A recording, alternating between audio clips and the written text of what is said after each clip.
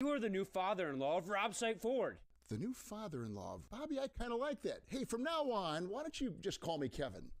Okay, Kevin. You know what? Let's stick with Mr. Harlan. Rob Sight Ford at 135th and State Line in South Kansas City. RobSight.com. McCarthy Auto Group presents.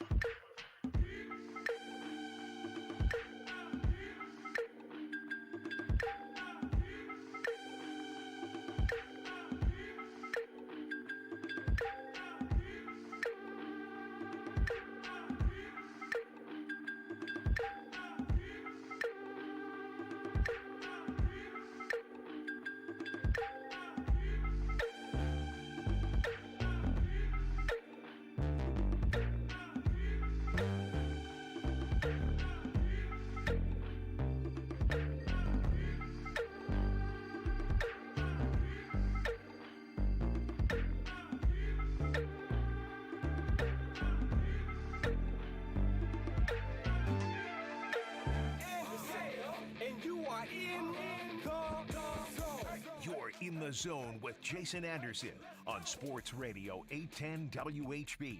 Brought to you by Guaranteed Foods, official sponsor of Family Mealtime. Enjoy healthier food, more free time, free delivery, and better value. Go to GuaranteedFoods.com.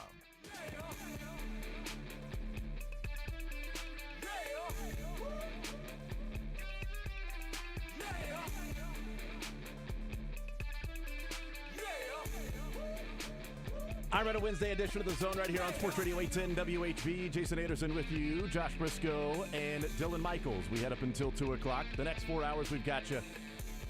Boy, we got a lot of stuff to get into today. A lot of stuff to talk about today. We will probably talk about the Royals renderings come Week 8 of the NFL season. And we will talk about what the press conference yesterday releasing videos and pictures of what it will look like with Chris Jones in a Chiefs jersey. So that was my takeaway from yesterday. I think I got it right. I think I'm correct in those things, but I may be wrong. I don't know. I got to go check the notes again. Maybe my memory is not serving me well right now. I just spend my free time coming up with my own artist renderings of what it's going to look like when Justin Ross goes for 1,000 yards this year. That's what I've been doing. That's right. 913-912-4810 is the text line to join us. 913-912-4810 to join us to be a part of the show. Here's how the show lines up today. We will talk with Jeff Montgomery, Bally Sports, Royals Hall of Famer, presented by First Federal Bank of Kansas City, coming up an hour from now. Get his thoughts on this Royals team and the struggles this year against the A's. So, if they play some good teams, they, maybe they're 500 and they play the A's. It's like, can they win a game? If they just play the A's every single game, they'd win like 10 times. Got to get that number one pick. The what? The lottery? I wish that'd be great. That would be great. So, yeah, we'll talk with Jeff Montgomery about those things. Cole Reagan's going today. Bobby Witt doing Bobby Witt things. And so we'll get Monty's thoughts on some of those things. And also maybe, impact of what a new ballpark could mean for attracting players, if at all. I mean, he played. He's been around stadiums. He's been around clubhouses and some of the amenities that are there or maybe not there. Things like that. So we'll talk with Jeff Montgomery coming up at 11 o'clock. Mick Schaefer will join us in the 1 o'clock hour, and we'll hang out with him, KSHB 41 Sports Director. And we also have 3 ESPY winners that we will be announcing today.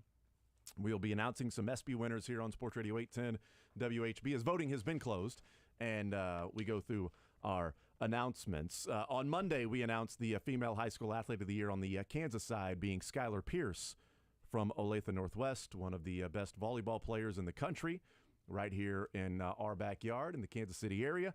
Skylar Pierce won the ESPY for the female high school athlete of the year on the Kansas side.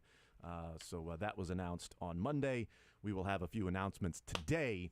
We'll tell you what those are as the show goes on. Not to give away anything, but we'll let you know. Again, 913-912-4810. The Chiefs are going to talk at any point. Any moment now. Any moment. So we thought maybe it was going to be like 10:30. Then it was going to go early. It might be like 9:45. At one point, it was going to be 1. It was going to be like 12:45. Yeah, that's a good point. That was less than 24 hours ago. Yeah, yesterday at this time, we were talking with Mick Schaefer to see if he can come on at noon because the Chiefs were going to go at 1 o'clock. And then he's like, yeah, I can move some things around. I think I'll be able to do that. He gets back with us. He's like, yep, I did it. I moved a lot of things around. My entire day is different now. I've uprooted my life. I've hurt my family. That's right. And then it was or the Chiefs are switching now. Do you want to?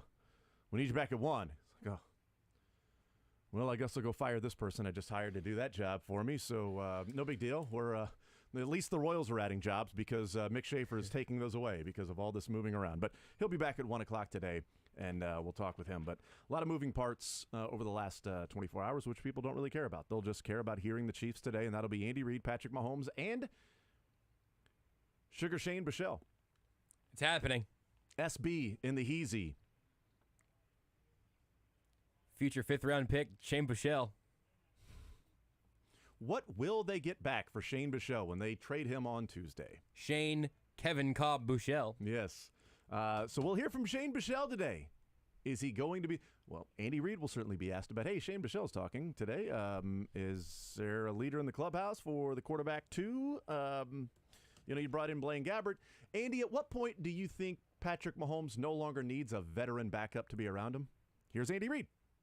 I think really the only new one on here is George. He's has some stomach issues that he's working through, and we'll get him back out there relatively quick, I think. All in all, good practice today. We did our normal Friday workout. I had to do it a little bit earlier with the heat, but normal Friday workout. Good special teams period to start with, and then finishing with some heavy red zone and knocking that out, and then review on the other situations. So, anyways, with that time, George. Andy, Chris Jones has suggested on his social media accounts that maybe he's willing to sit out for a little while. I don't know if he's serious or not. But do you expect him to start the season without him at this point? There's been no communication, so I don't know what's going to go there. But whatever happens, happens. I mean, not there. The game goes on, right? So that's how it works. So. You used to do the GM stuff too. I know that you said you kind of like not being a part of that. But as someone who's a head coach who's been here for as long as you have, know Chris so well, is there a way for you to get involved with this, or you just? No, not right now. There's not. Yeah. So they got to communicate and do their thing, and there's just been no communication. So. Andy, when it comes to the receivers, it's going to be competitive there. When it comes to 6 or 7 or whatever number you guys choose, just first off, how proud of you to see all that competition, but then second, how tough of a decision is it? Yeah, it's that'll be a tough decision at that spot. The guys are playing well, so we just have to see. We talked to him about special teams. Ends up being a big part of it. He might be a good receiver, but if you can't help out on special teams, you got a problem there. So that ends up being a part of the thing. Coach, unless you've already mentioned it, what's the expectation of what you plan on doing with the 1s, 2s, and 3s going into Saturday? Yeah, so the 1s might get a little bit of time. I'm still working through that. So 1s will probably get a little bit of time, and then the 2s and 3s will take it from there. And following up on that, what's going to be your message for those players who want to, lacking the time in the second half, just trying to make the team? What's your message for them? Yeah, so it's a great opportunity. It's a great opportunity to get yourself on tape, and everybody can't make it here. I mean, we know that. They were told that when they first got in, but make it a tough decision for Brett and myself and the personnel guys and coaches. So, and then if you don't make it here, we're going to give you an opportunity to be on tape. We're not holding you back. So you get out there, you perform and perform well. So if you can't make it here, maybe you make it somewhere else. The ones that doesn't include Patrick, though, right? Or does it? We'll see. Hey, Andy, with the quarterback position, we talked about 6 to 7 for receivers. With quarterback, are you looking at 3, or could it be 2 or 3 with that particular position? Keeping on the roster. Receivers? Quarterbacks. Quarterbacks? Yeah, possibly. Right now, we're juggling the whole thing. Yeah, there's competition for that 2 spot, and you guys are competing. So we haven't finalized anything yet on that, numbers-wise. The bottom of the roster thing you got to kind of work through and see how it all works out. And then you can't forget to include special teams in there too, and how we work it with that. Coach, after you and Rick watched that day, these past few days in the red jersey, is he trending in the right direction to maybe get involved on Saturday? Who's it? Yeah, there's a chance. Yeah, there's a chance. I'm just kind of spotting him here and seeing what he is comfortable with. We got the yellow jersey off him, and he's full throttle. So, but we'll see how he does here next couple of days. We're going to get to talk to Shane here in a little bit. He's getting more and more reps with the 2s. You've had him for a couple of years now. What sort of growth have you seen from him, and is something even clicking more lately, bringing you more of those reps? Yeah, well, he looks more comfortable. And I think in a crazy way, Blaine's been good for him, and bringing out the best in him, you know, the competition. And and Blaine's competing like crazy too. And it's been a good challenge there for him. But he's doing a nice job. You know, more time, you know, coming up here. So see how both of them do. Andy, without Chris there, you know, how have you been impressed with the defensive linemen that have kind of stepped up around? Yeah, they're working their tail off, and I appreciate that. And you know, it's similar. If somebody gets hurt, you know, you got to go play. And so that's the approach they've taken. You know, Chris isn't here, opportunity for us to play, and they've worked their tail off there. Yeah, it's been impressive to watch it. Andy, is there a guy from that group who's maybe taken a step since, or more than a step since the start of camp? Yeah, so when Mike, you know, when he got back in, I think he's done a nice job. He got some play time and showed in that game, so I think that's good. And then I think George is a lot stronger than what he was last year, and you know, so that's a positive thing. Couple more, or we good? Yeah, Coach. Mentioned that D line. Turk's getting some reps out there today. How's he looking for Saturday? Yeah, you know, he's doing all right. Yeah, he's doing all right. He's lucky he's got a good foundation. He's got big legs and strong legs, and so I thought he was moving around well, quick. Is he going to play against Cleveland? Yeah, there's a chance. Kind of the same thing with Pacheco. We'll just see where we go with this thing in the next couple of days. We have tomorrow's not a normal walkthrough day. It's a 8-8 period, so we got one more day there. What do you tell rookies about playing at Arrowhead for the first time? Yeah, well, they've heard it all. You know, they've heard it, and most of them have seen it on TV. But it's a special place to play. We've talked to them about that, and there's nothing like it.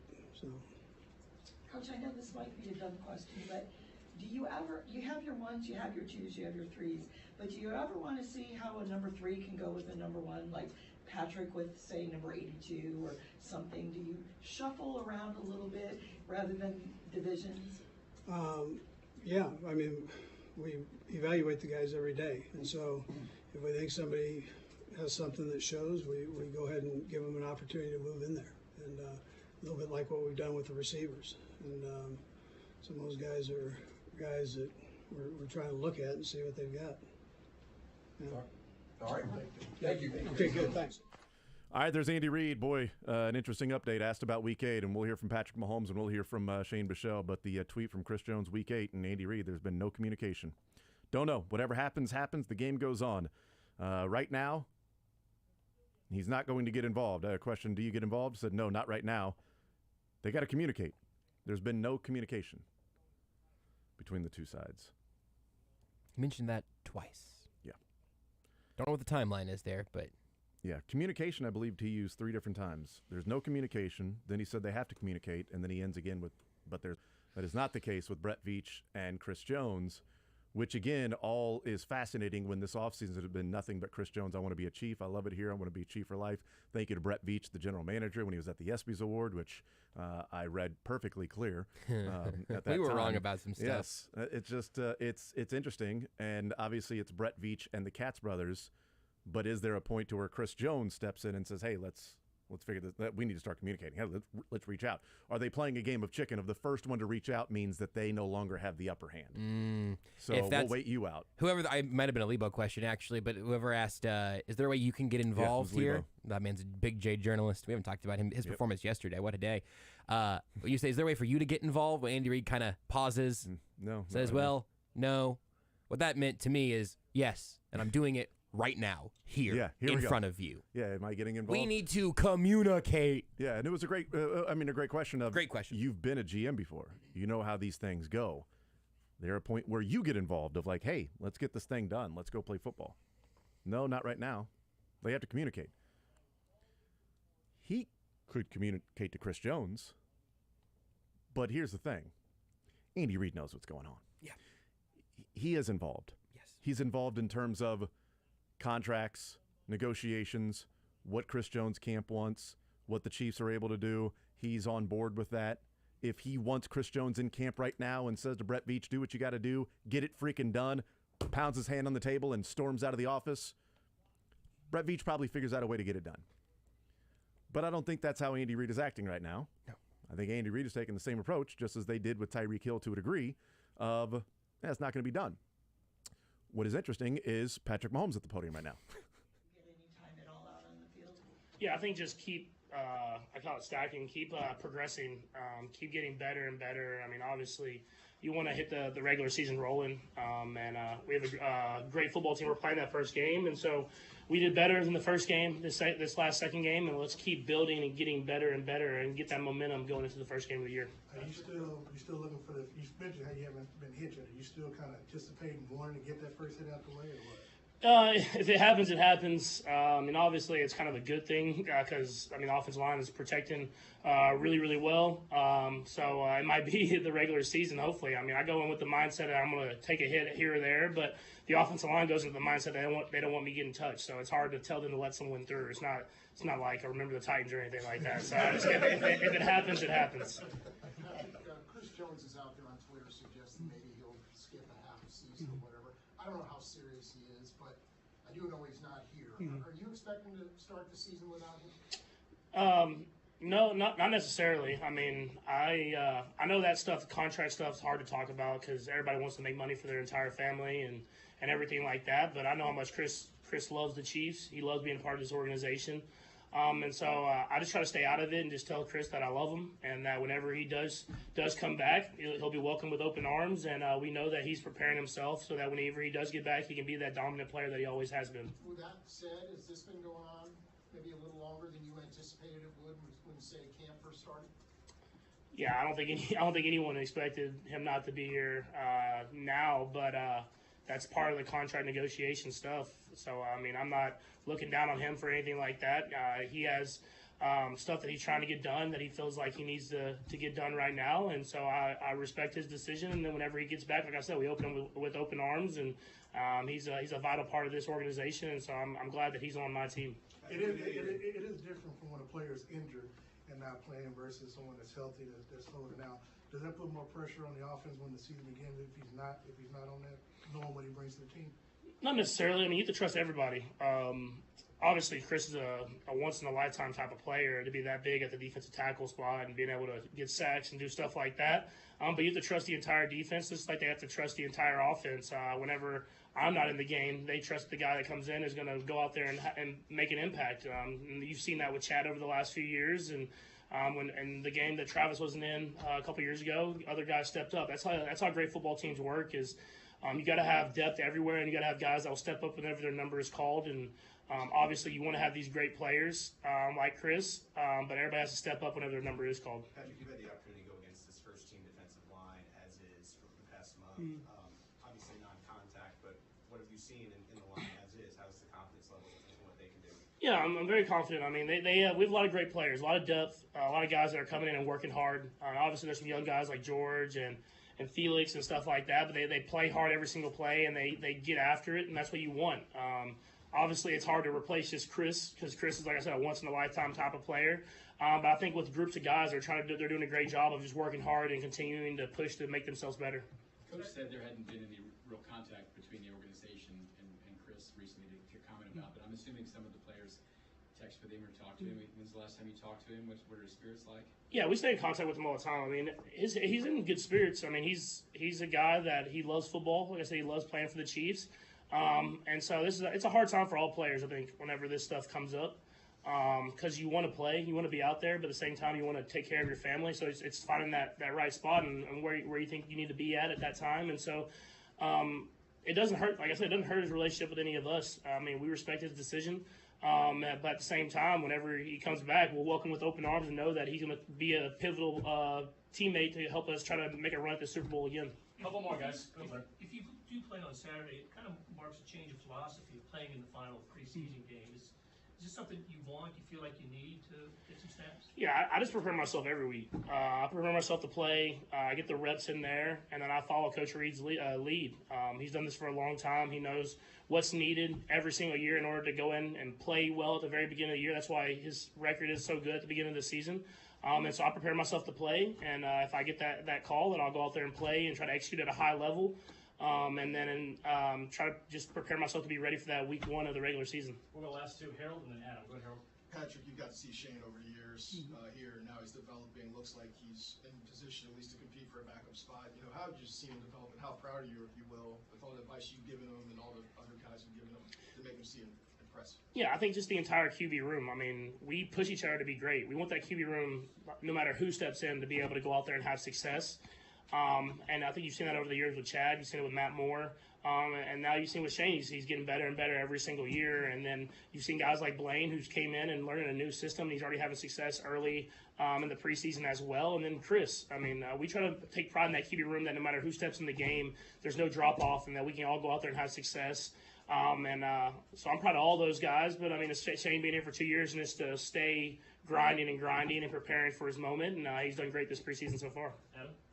How closely are you going to follow the cuts next week? I mean, it's hard. I don't like to follow it too closely. I mean, I'm rooting for everybody. It's hard to to sit there and you don't want to, I guess, promote for one guy to make it over another guy because this is people's livelihoods, it's people's lives, and so I let those guys, Brett Veach and Coach Reed, handle that. Clark Hunt, everybody like that. And then they do a good job of finding the best players to put in positions to go out there and have success. But I don't follow it too close. It's hard for me. I mean, I like all the guys in the locker room. It's hard to see guys, even if it's for a moment, their dreams kind of get cut right there. And so it definitely is a hard day, I think, for everybody in this league. Good. Thanks, Patrick. Thanks, brother. When's the last time Patrick Mahomes feared being cut from something? Well, I mean, there's a quarterback battle in high school, right? But cut from the team, I mean. But, I mean, cut, no, I get you. Like, That's you just, don't make the team. Like, you know, or do you pay attention? Well, no, it's up to Veach. It sucks. I mean, it's people's livelihood. I was just thinking, okay. You know, when's the last time somebody had to audition? When's the last time Tom Cruise had to audition for a role? It's been a long time. Has he ever had to do that? Even playing baseball as a little kid, you're not going to cut the son of the major leaguer. You want to bet on his talent. Right. Not at all. Yeah, I wonder if that's ever happened. Like, did he try out for a play like a sophomore year in high school or something? That's a great question. Where he was going to be Seymour or the plant in Little Shop of Horrors, and he didn't get advice from Drake. This is a time now when Dylan realizes, oh God, do I have to come up with an Audrey 2 impression? That's exactly right. That's something Drake had in his bag. Maybe that. Follow up would have been: have you ever been cut from something in your life, Patrick? I mean, I can't imagine what it would have been within the last 15 years. I mean, the most aggrieved he's been in the NFL is he was the 10th pick, which pissed him off. And then he was number 4 in the players voted by the NFL as, you know, he wasn't the reigning MVP. Lamar Jackson was the reigning MVP that year, so Lamar Jackson was number 1, and then Mahomes was number 4, and then he counted to 4 when he scored against the Ravens. Amazing. Would it be Texas recruiting him as a safety, maybe? Oh, you know, great. That's pretty good. That's great. That's great, good. Dylan. Texas saying no thank you. It's not cut from the team. It's we don't really need you on this team. Let's try to play safety. Which is interesting because that's a whole nother level of like being cut. It's, hey, sorry, Texas doesn't want you, but you can go play quarterback at Texas Tech. Mm-hmm. It's not like Texas doesn't want you. You actually can't play sports in college. It's like, no, so you've just got to choose a different path. You've got to go, go study business. Sorry. Do they have an MBA program, 5-year MBA program? Go check that out. I mean, Tech was like, we'll let you play 2 sports. That's exactly right. If you cut me, I mean, do you want to play basketball? Do they need one scholarship for this? How does this work? Can we make this work for us? Yeah, because baseball was like, cool. We can have him on the team. He doesn't even get like a third. We don't have to give him like 1/8 of a scholarship. Here's Shane Bichelle. All right, guys, go ahead and fire away. Shane, can you talk a little bit about the battle for that number 2 spot between you and Blaine? Patrick was saying what a great quarterback room it is, but you guys are out there fighting for that second position. Yeah, absolutely. Just like Pat said, it is a great room, and there's a lot of competition in that room. And that's what you want. I think it gets the best out of the guys, and Coach Reed, Nagy, Girardi have done a really good job of making it a competition, and it's our job to go out on the field, play like we're going to be the starter, and prepare that way. So we take in the competition, we embrace it, and try to put our best foot forward. Where do you feel like you made the biggest leap from last year to this year? I think just my knowledge of the offense and my comfort in the offense. This is really the first time that I've had an offense for 3 straight years, dating back all the way to college. So my comfort in this offense has grown a ton, and I feel a whole lot better being out on that field with my knowledge of the offense. So that's the number one thing. And then just being with these guys, taking reps, and getting more reps in practice has been a huge thing too, just getting on the same page with everybody. Is there a play or a moment where you realize, oh, it's kind of clicking a little bit here, like I'm starting to piece things together? Just throughout training camp, really in OTAs too. Just the start of my 3rd year, it's just progressively gotten better and better. And as we continue to game plan for teams, we can hone in on a game plan and go out and execute. It's been really good for myself as well as the team just to come together and try to go win a ball game. What's been the biggest difference? He's going into your 3rd year, but the last 2 years you have Bieniemy calling the plays in your year. What's been the difference between he and Nagy calling those plays to you? I mean, there's really not a whole lot different with the whole process of getting the play from Nags. I mean, EB had a certain style, the way he called a play, and so does Nags. So it's a little bit different, but at the end of the day, they're calling it the same, and it's our job to go execute it. Shane, were you aware Saturday, were you aware Saturday that you were perfect? And were you surprised at all at halftime when the decision was made that maybe you weren't going to go back out on the field? Yeah, I did think I was going to go back on the field, so I was a little bit surprised about that, but I did not know I was 10 for 10.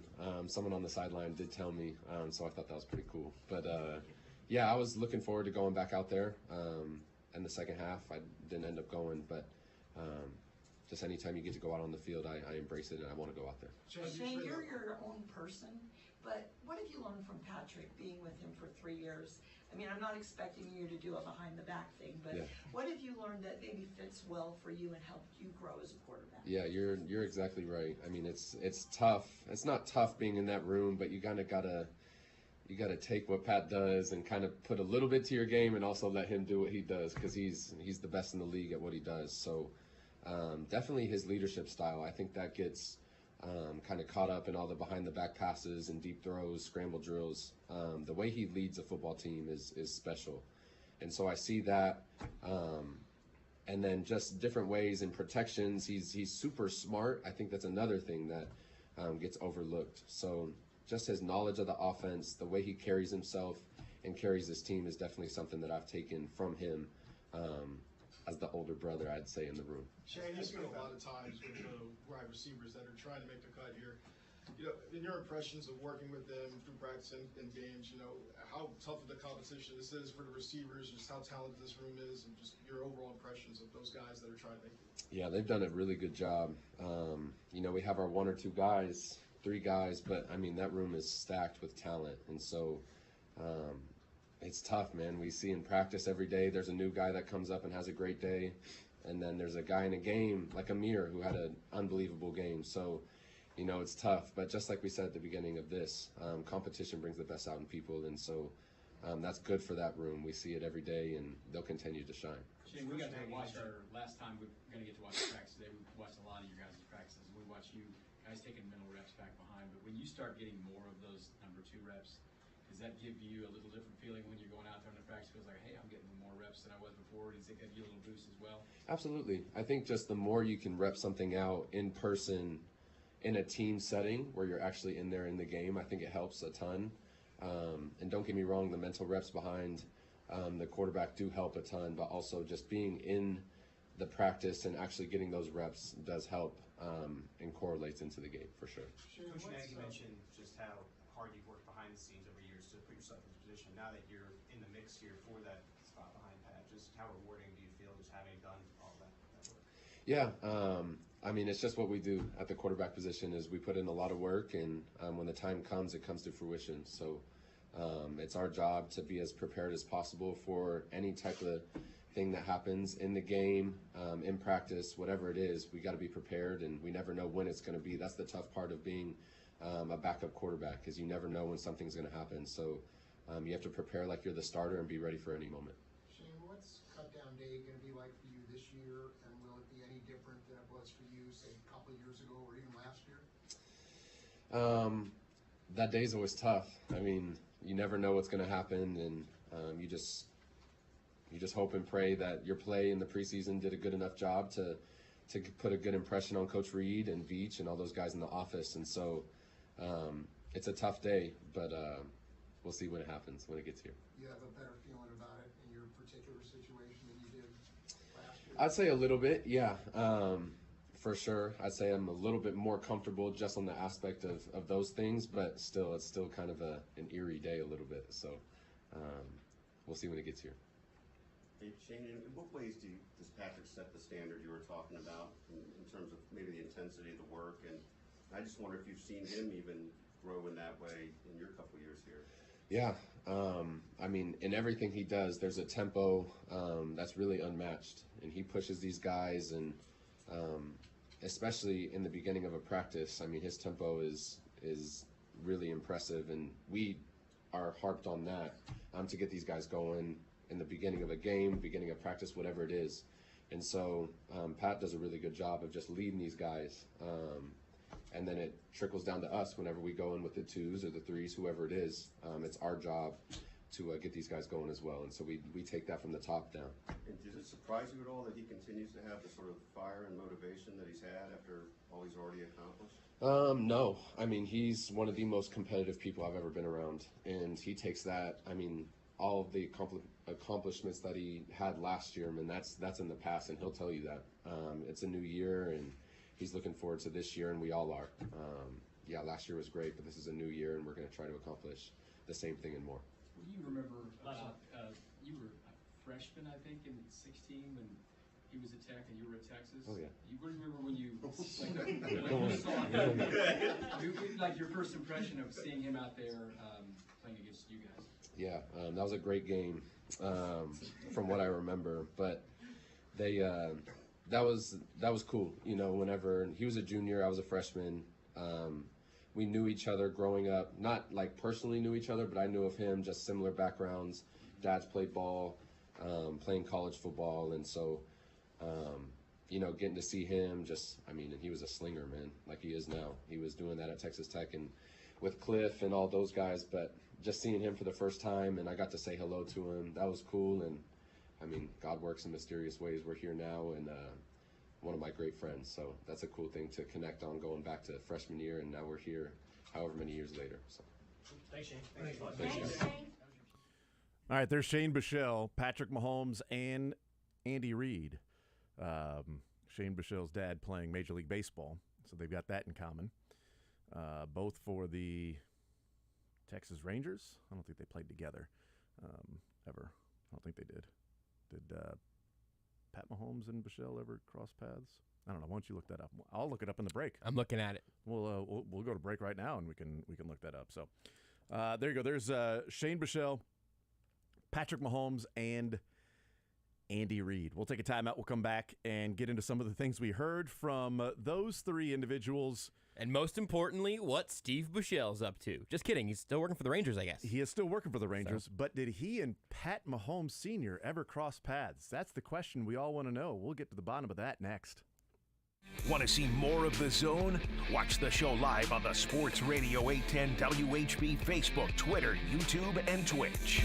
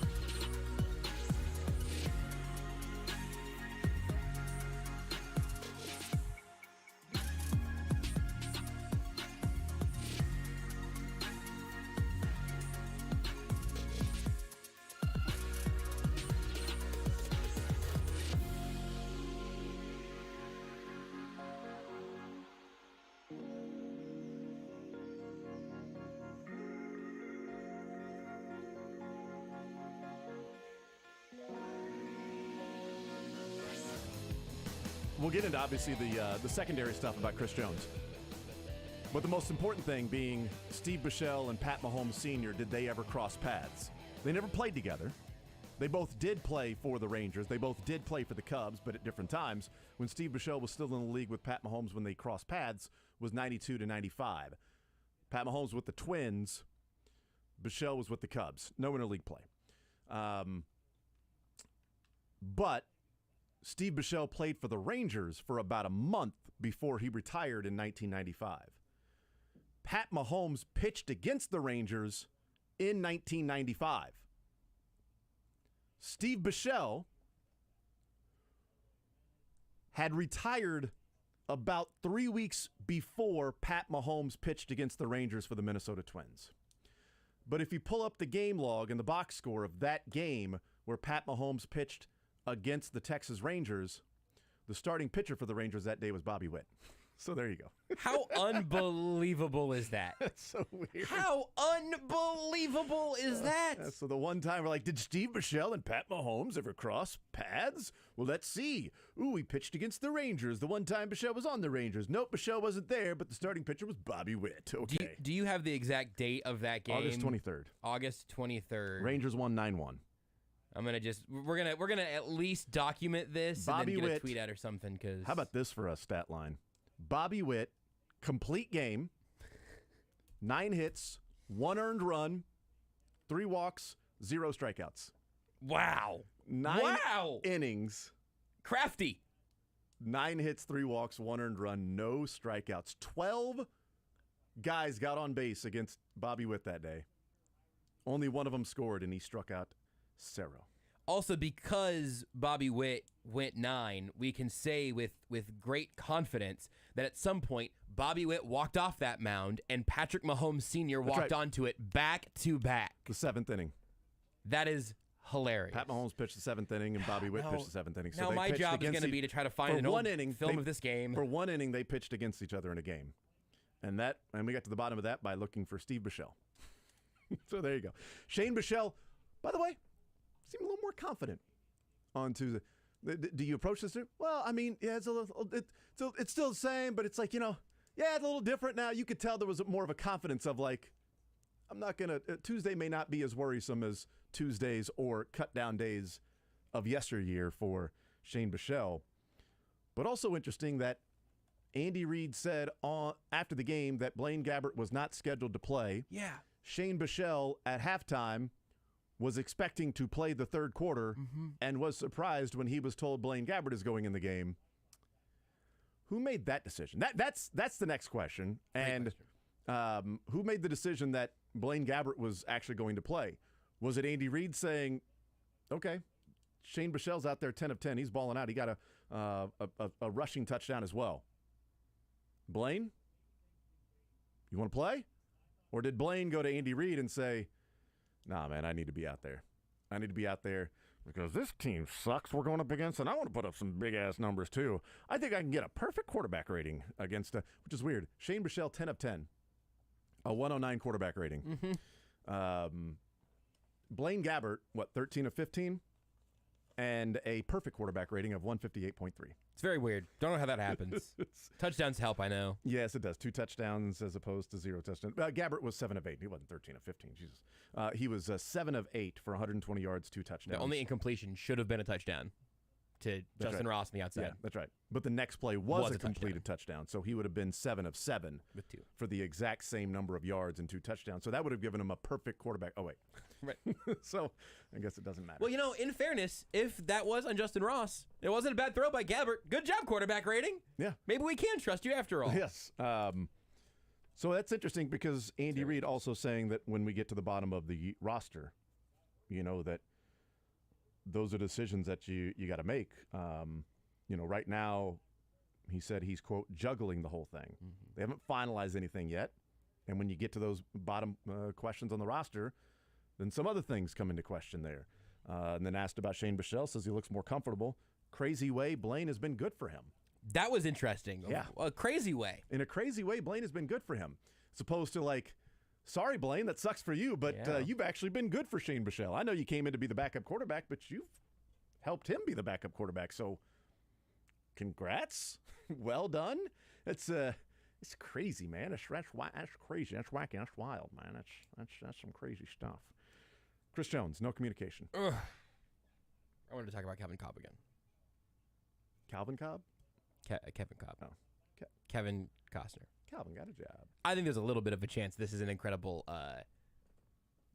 Shane Buechele marketing campaign the Chiefs are putting on right now. That's my little thing. I'm just putting a pin back in that. I mentioned it a few times. I'm just tracking that one. So you are still going with the who is Shane Buechele playing for Tuesday afternoon? Yeah. What team is he on? I think there's I don't think they would do anything other than be happy to have him on the roster if they don't find the trade partner. But go out there with the ones. Play in the first half. Do some press conferences. Hey, Eric Bieniemy, how are things going over there in Washington? They seem good. And he'll start the game, or excuse me, he won't start the game. He'll play this weekend. I shouldn't say he won't start the game. I don't know. He may or may not. I thought today Andy Reid was going to say he's starting, and that's why we were going to get Buechele at the podium. To just let him be the starter for a week. Yeah, and he said, we'll see how it goes. Ones might get a little time, and then asked about Patrick, like, we'll see. Anyway, you can make us sad about Chris Jones again if you want. I just wanted to get that Kevin Cobb takeout one more time. No communication. I mean, Brett Veach said eventually those talks have to heat up. Yeah. What does eventually mean to them? Because that is a relative term. Because, I mean, for a long time I said I'm eventually going to start eating healthy. Not just healthy. And then Guaranteed Foods came along. Yeah. So that eventually happened. But that was like 5 years in the making. So I don't want there to be communication between Brett Veach and Chris Jones 5 years from now, where they run into each other at a high school reunion. Like, hey, listen, I've been meaning to call you and apologize about how that whole thing went. I felt bad about it though. No, don't even do that. That's all on me. That's my fault. No, I was in the wrong with that. You know what? Water under the bridge. Let's just move on now. We both feel bad about it. We were dumb. We were immature, all of that stuff. We had other things on our mind, but let's just move on now. I hope it's not 5 years from now that they randomly see each other at a movie theater at Oppenheimer 2. Well, I had a joke, but that was funnier than my joke. How do you think the sequel's going to go?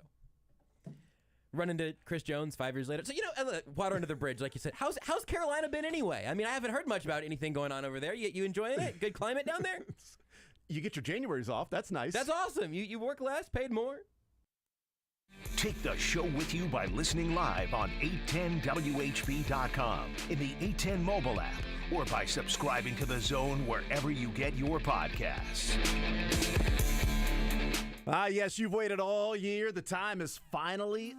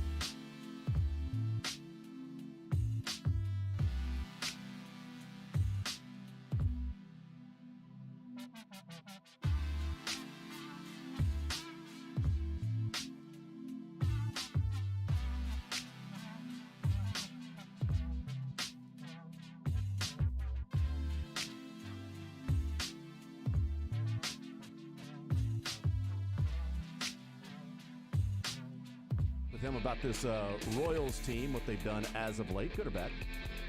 The losses to the Oakland Vegas A's, the Losland A's. Losland actually works. So both of these teams are living in that land. They sure are. That's an entire freaking world they're living in. It's not a land. I'd like them to relocate. It's like Sack Nation. No, that's a lost universe. And Sack Nation might be a lost land. God. Sack Nation has a house for rent. They have open rooms right now. Vacancies. They are not sold out. We'll talk with Jeff Montgomery about that. Also want to get his thoughts on like a new stadium, amenities. Does that change a player's attitude towards a team? Things like that, investing in those things. We'll talk with Monty coming up next. Join us for steak night at Rye Restaurants. Every Sunday at Rye Plaza and Monday at Rye Leawood, they feature a 3-course menu with choice of salad, steak.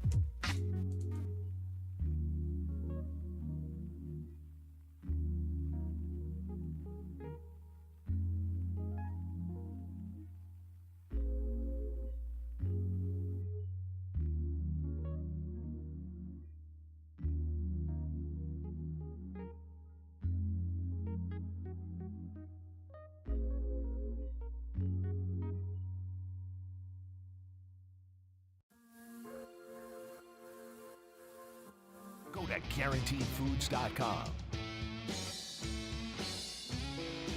All right, we continue right here on Sports Radio 810 WHB. Jason Anderson with you, Josh Brisco, Dylan Michaels. Let's talk to Jeff Montgomery, Royals Hall of Famer, Bally Sports, presented by First Federal Bank of Kansas City. Is your man cave ready? Complete your game day setup with a home equity line of credit from First Federal Bank of Kansas City. Get game day ready at ffbkc.com. Monty, how are you, sir? Oh, doing pretty good, Jason. Getting ready to wrap up this stay here in Oakland and move on to Seattle, hopefully with a win today. Yeah, that would be nice to get a win. How's the weather out there? And I'm assuming it's not like 110 heat index there in Oakland. Well, it's going to be scorching today. It's going to be in the low 80s. You but it's son of a gun. It's been in the mid to upper 70s. It's been pretty nice weather, I'll be honest. Reaching through the phone and grabbing your neck and shaking you, Jeff. Dang it. Because I walk outside and there's a wool blanket that immediately covers me. So, hey, no big deal. Seattle should be very balmy as well. But yes, hopefully the Royals will get a win on their way there. What were you doing August 20th, 2007, Monty? Probably coaching an amateur baseball game with one of my boys. Okay. I was 2 months into my job here at 810 full-time. That was the last time Zach Greinke came out of the bullpen for the Royals. August 20th, 2007, and he made a relief appearance last night. He you know what? He looked fine. He looked like Zach Greinke. It's just sort of interesting there, Monty. Is that sort of easing him back in? He comes off the IL, or is that maybe a role for Zach the last 30, 34 games or so? Well, I think the biggest thing about Zach is when he's healthy and strong, he's Zach, and when he's kind of run down and you can tell the batteries had kind of gotten a little bit low. Able to go on the IL, charge his batteries up, and he comes back looking really good. I mean, again, he looked probably as good as he's looked all season long. Had to 4 innings stint, even though it was in relief, he just went out and pitched like he was starting a game. And I think that's kind of where Zach is now. I think he's probably a guy that can go a couple times through the lineup, usually about 4 innings, and then once we see that 70, 80 pitch number, he starts to really decline. So I think it's probably going to be a good role for him. Yeah, certainly it looked good last night. 4 innings, he had 5 strikeouts, and only the couple batters that got on. So it was nice to see that. What is it about the A's for this Royals club, Monty? They're 1-4 against the A's. They play close games. I mean, they continue to play 1-run games and close games, and so they're there. But man, it seems like in an odd way, I know the Royals are not, the 27 Yankees in terms of a record. I mean, they're 48 games under 500, but the A's just seem to have their number this year. Well, I think when you're playing the A's, you're playing a team that's got the worst record in baseball, and I think it's easy to look at that and say, these guys have no chance. The Royals going to sweep them, and that happened back in May in Kansas City. And we saw the A's, and we'd been struggling, thinking, "Hey, here's a chance maybe to get things going." We had to win the last game of the series to avoid a sweep, kind of like we are here today against this A's team. So I think the biggest thing is the A's have a very young, very maturing team, a lot like the Royals. Probably not as many what you'll call future guys that are going to be on this A's roster for as long as you'll have guys like Bobby Witt, and now we've got Freddie Fermin and Vinny Pasquantino and Jay Miller's, Michael Matthews. We got a lot of guys who are going to probably be on our roster for a while. I don't know if you have that same number with the A's, but the other thing I think it's different about the A's, they play in a really good division, so they're going to play a whole lot of teams that they're going to have a difficult time against, and we see it with the Royals. Seemingly every series, they'll play really good baseball for 7 innings, and there are an inning or two where the bullpen lets them down, or they have a defensive blunder. Something happens that they find a way to lose a baseball game, and we've seen that essentially after winning that first game in Chicago. We've seen that essentially every game since then in this road trip. Yeah, the Royals over since that that 9-3 win against Boston. They've lost by 1 run. These are the losses. They've certainly won some games along the way, but they lost by 1, they lost by 2, they lost by 1, they lost by 2, by 1, by 1, by 2, by 1, by 2, by 1. I mean, they're not getting blown out. I mean, this is, it's really looking for anything to hold on to through the course of the season. Like we've talked about them sort of fighting and continuing to stay in the game late. but they're also not finding ways to win these games. How much does that have to be a part of the development, Monty, through the rest of the season if they're going to go into this offseason feeling like, okay, we have A, B, and C. We've got some different players here that might be part of the future. We might make some moves to do some other things that maybe next year we get closer to 500.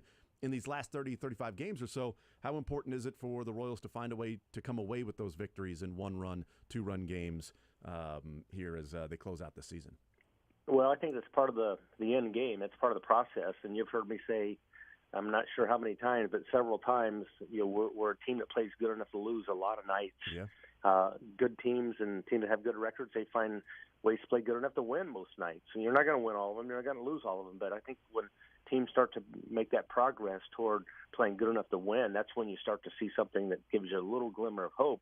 And, it's not like this team's that far away. I mean, they really are a team that has a lot of components that have the ability to help, produce a team that's going to win, especially, I think, in our division, a team that, if you're able to play, over 500 baseball in our division, you're going to have a chance of doing something. And that creates such a momentum and such just something fun for the fan base when you're a team that's going to be playing for postseason possibilities. I mean, we saw teams like the Baltimore Orioles, who lost well over 100 games a few years ago. The team is probably going to win the American League East, a really good division. So I don't think the team's that far away, but if you look at the record, you'd say, what are you talking about here? This team's 40-plus games under 500. How can they turn things around? But they do have a lot of the pieces in place. I think they've learned a lot about some players this year, too, without mentioning names, who are not going to be part of the equation. Mm-hmm. Guys who, especially guys, on as far as the pitching is concerned, certainly probably don't have the ability long-term to be a part. Now, things can change and guys can figure some things out, but I just think there's been a lot of failures, especially on the pitching side. Yeah. Jeff Montgomery is our guest, Bally Sports Royals Hall of Fame, represented by First Federal Bank of Kansas City. On that pitching side, it happened with the first batter of the game against the ace for Angel Zerpa. He gets a 1-2 count and then ends up hitting Jonah Bride on an inside pitch. This is where maybe it's experience, maybe it's just talent. I don't know, Monty, but you get 2 strikes on somebody. That level of you don't want to be fearful of hitting the guy because you want to still be able to pitch inside, but sort of that fine line. We used to always talk about it's an 0-2, it's going to be a waste pitch. You're going to waste pitch here. Now we don't really see that as often, especially when people want to be more efficient in pitch counts. But that fine line between, I still have to work the inside part of the plate, but we've seen it a few times where the Royals, get a couple of strikes on a guy and then end up hitting the batter. And even Brady Singer had an inning where he gave up a couple of runs where it felt like 4 guys in a row had a 1-2 count and ended up getting a hit of some sort. So that sort of fine line of you've got 2 strikes, you want to make sure you're making your pitch, but you also want to not leave something over the plate. And not just simply throw a ball just hoping that they'll chase. Yeah, and it was unfortunate last night because Zerpa's a guy who, he has to pitch inside. He's a lefty, and especially when they stack line up against him with right-handers, he's got to be able to throw inside. And it's unfortunate you get ahead. First bat of the game ends up being a free base, and then you walk a guy, another free base. Both those guys end up scoring. Ends up being the difference in a ball game. But I think free bases have just been something that plagued Royals pitching staff a lot during the course of this year. Yeah, Jeff Montgomery is our guest. I want to talk to you about somebody who's looked pretty darn good for the Royals in his very brief time. He's pitched 3 innings, has John McMillan. He's given up 1 earned run. That was a home run to Cal Raleigh, a welcome to the big leagues moment. But the 1 hit was the 1 home run. No walks. He's got 6 strikeouts, and he's got some pretty awesome stuff. He's been a guy that has lacked control throughout his time in the minors, and last year was pretty bad. I mean, he had 9 walks per 9. So I mean, he was walking a guy every inning. Hasn't walked a guy so far, and has 2 strikeouts in every single inning pitch that he's been out there. What have you seen from John McMillan, and do the Royals maybe have something if they've tapped into his stuff and maybe more control to go along with it? Of a guy that could be really good in the back of the bullpen. Yeah, I think the biggest thing with John McMillan and other pitchers similar to him is health. Are you able to maintain your health? Now, he had some issues. Had a procedure done a couple of years ago, so he's dealt with some health issues. He's healthy now, and we saw him rise from low A ball to the big leagues all in one season. So it's a tremendous accomplishment. J.J. Piccolo told me about John McMillan probably back in, I'm going to say around May time. He said, keep your eye on McMillan. So I've had my eye on him a little bit, and just to watch his numbers is just kind of crazy. But he's got obviously the type of stuff that he can pitch very effectively in a lot of different roles. But it's awesome to see him off to such a good start to his career, and bigger and better things ahead too, because he'll start getting obvious more leverage situations and be put in those those type of environments. So to me, I think the biggest thing is it's pretty easy when you're out there and you're striking out to an inning and things are going your way. I want to see what happens when he has his first inning where he doesn't have his command and he walks a few guys. He gives up some runs. How do you bounce back from that? That's really kind of the next short-term thing to see from any young player who has immediate success. Yeah, and I do wonder, part of it, he walked so many guys in the minors, and he's certainly been better this year. Does the book get out on him of, okay, here's what this pitch shape looks like, you're going to take that, because he's throwing this slider outside of the zone. He's not working that inside the zone. So if you see this, that slider coming, spit on it. It's not going to be a strike. I mean, when that sort of, and I'm not saying that's specific to what we're seeing, but when the book gets out on him, how much is this just his stuff is really good and he's able to put it for the most part where he wants to place the baseball, and how much is it, well, once the book gets out, hitters will have a better idea of how he's been working in these 3 innings? Well, he's got great stuff, so I think when you have great stuff and you're able to command it, you're going to have a high degree of success even once there is a book on you, because if you're throwing 100+ miles an hour and you got a slider that's in the low 90s that has really good tilt. And that's the thing I noticed the first night he pitched. The thing I noticed most about his slider was it wasn't that sweeper type slider. It was a tight, hard breaking slider, a slider that just has that fastball look until the very end. And when you have that type of slider, it's you don't have to throw it out of the strike zone a lot. You can get a lot of swing and misses even in the strike zone. So I think with with what he has and he's able to maintain that, he doesn't have to make a lot of adjustments. But there will be an adjustment period, because there'll be hitters and there'll be a book on him and they'll figure some things out. But with that degree of stuff, I mean, he doesn't have to make a whole lot of adjustments. Yeah, and he's a guy that there's a little James Karinchak in his game. I've talked to a couple times on the air about McMillan, that's sort of comparing him to him, that a guy who's got just some awesome stuff and has trouble commanding it throughout his career, and in the seasons where he's commanded the stuff, he's been a really good bullpen guy, but also sort of gets the nickname Wild Thing, Karinchak, and he's back in the minors for the Guardians right now at AAA because of his 5 ERA earlier this year. So there's some of that stuff with him. Or actually, you know what? I think he's back up now. I think he's pitched a couple times for the Guardians. I think he actually is back up now with the Guardians. Hasn't given up an earned run and has a couple of strikeouts. So we'll see if John McMillan figures that out. You mentioned giving up some runs, and how do you respond from that? Cole Reagans goes today, and his last outing, 3 earned runs he gave up in 1 inning. So he goes 6 innings, gives up 3 earned runs. All of those came in 1 inning. And the next 2 innings, he stays out there. The Royals end up winning 4-3 against the Cubs.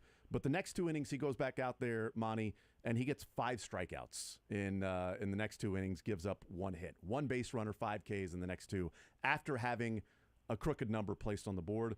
What does that say about Cole Reagans to you, in that we've seen him dominant the first part? We saw him get hit around a little bit, giving up 4 earned runs. Then we saw 1 inning where he gave up 3, but then bouncing back the next 2 and getting 5 Ks. Yeah, the game before, I think he'd given up those 4 runs. He wasn't happy with his outing, and it was a command issue. He recognized the fact that he wasn't able to throw some key pitches in some key situations where he needed to. But he did bounce back strong. That 4th inning against the Cubs, to me, could have gone into a disaster zone where he would have not been able to go maybe finish the inning or go back out for that 5th inning. But instead, he goes out for the 5th and the 6th. He strikes out the side in the 6th. I think his last pitch was at 97 miles an hour. And after the game, he was talking about recognized as a chance to give his team a chance to win. And he said, "I'm going to leave it all out here. I'm going to empty the tank," and that's exactly what he did. So it's what you want to see from a pitcher, especially a pitcher who's trying to establish himself and prove that he deserves to get the ball to the fifth day. Well, I mean, he gave him a chance to win. The Royals ended up scoring 4 runs, and they win 4-3 in that particular game. Last one for you, Monty. Jeff Montgomery, Bally Sports, Royals Hall of Famer, presented by First Federal Bank of Kansas City.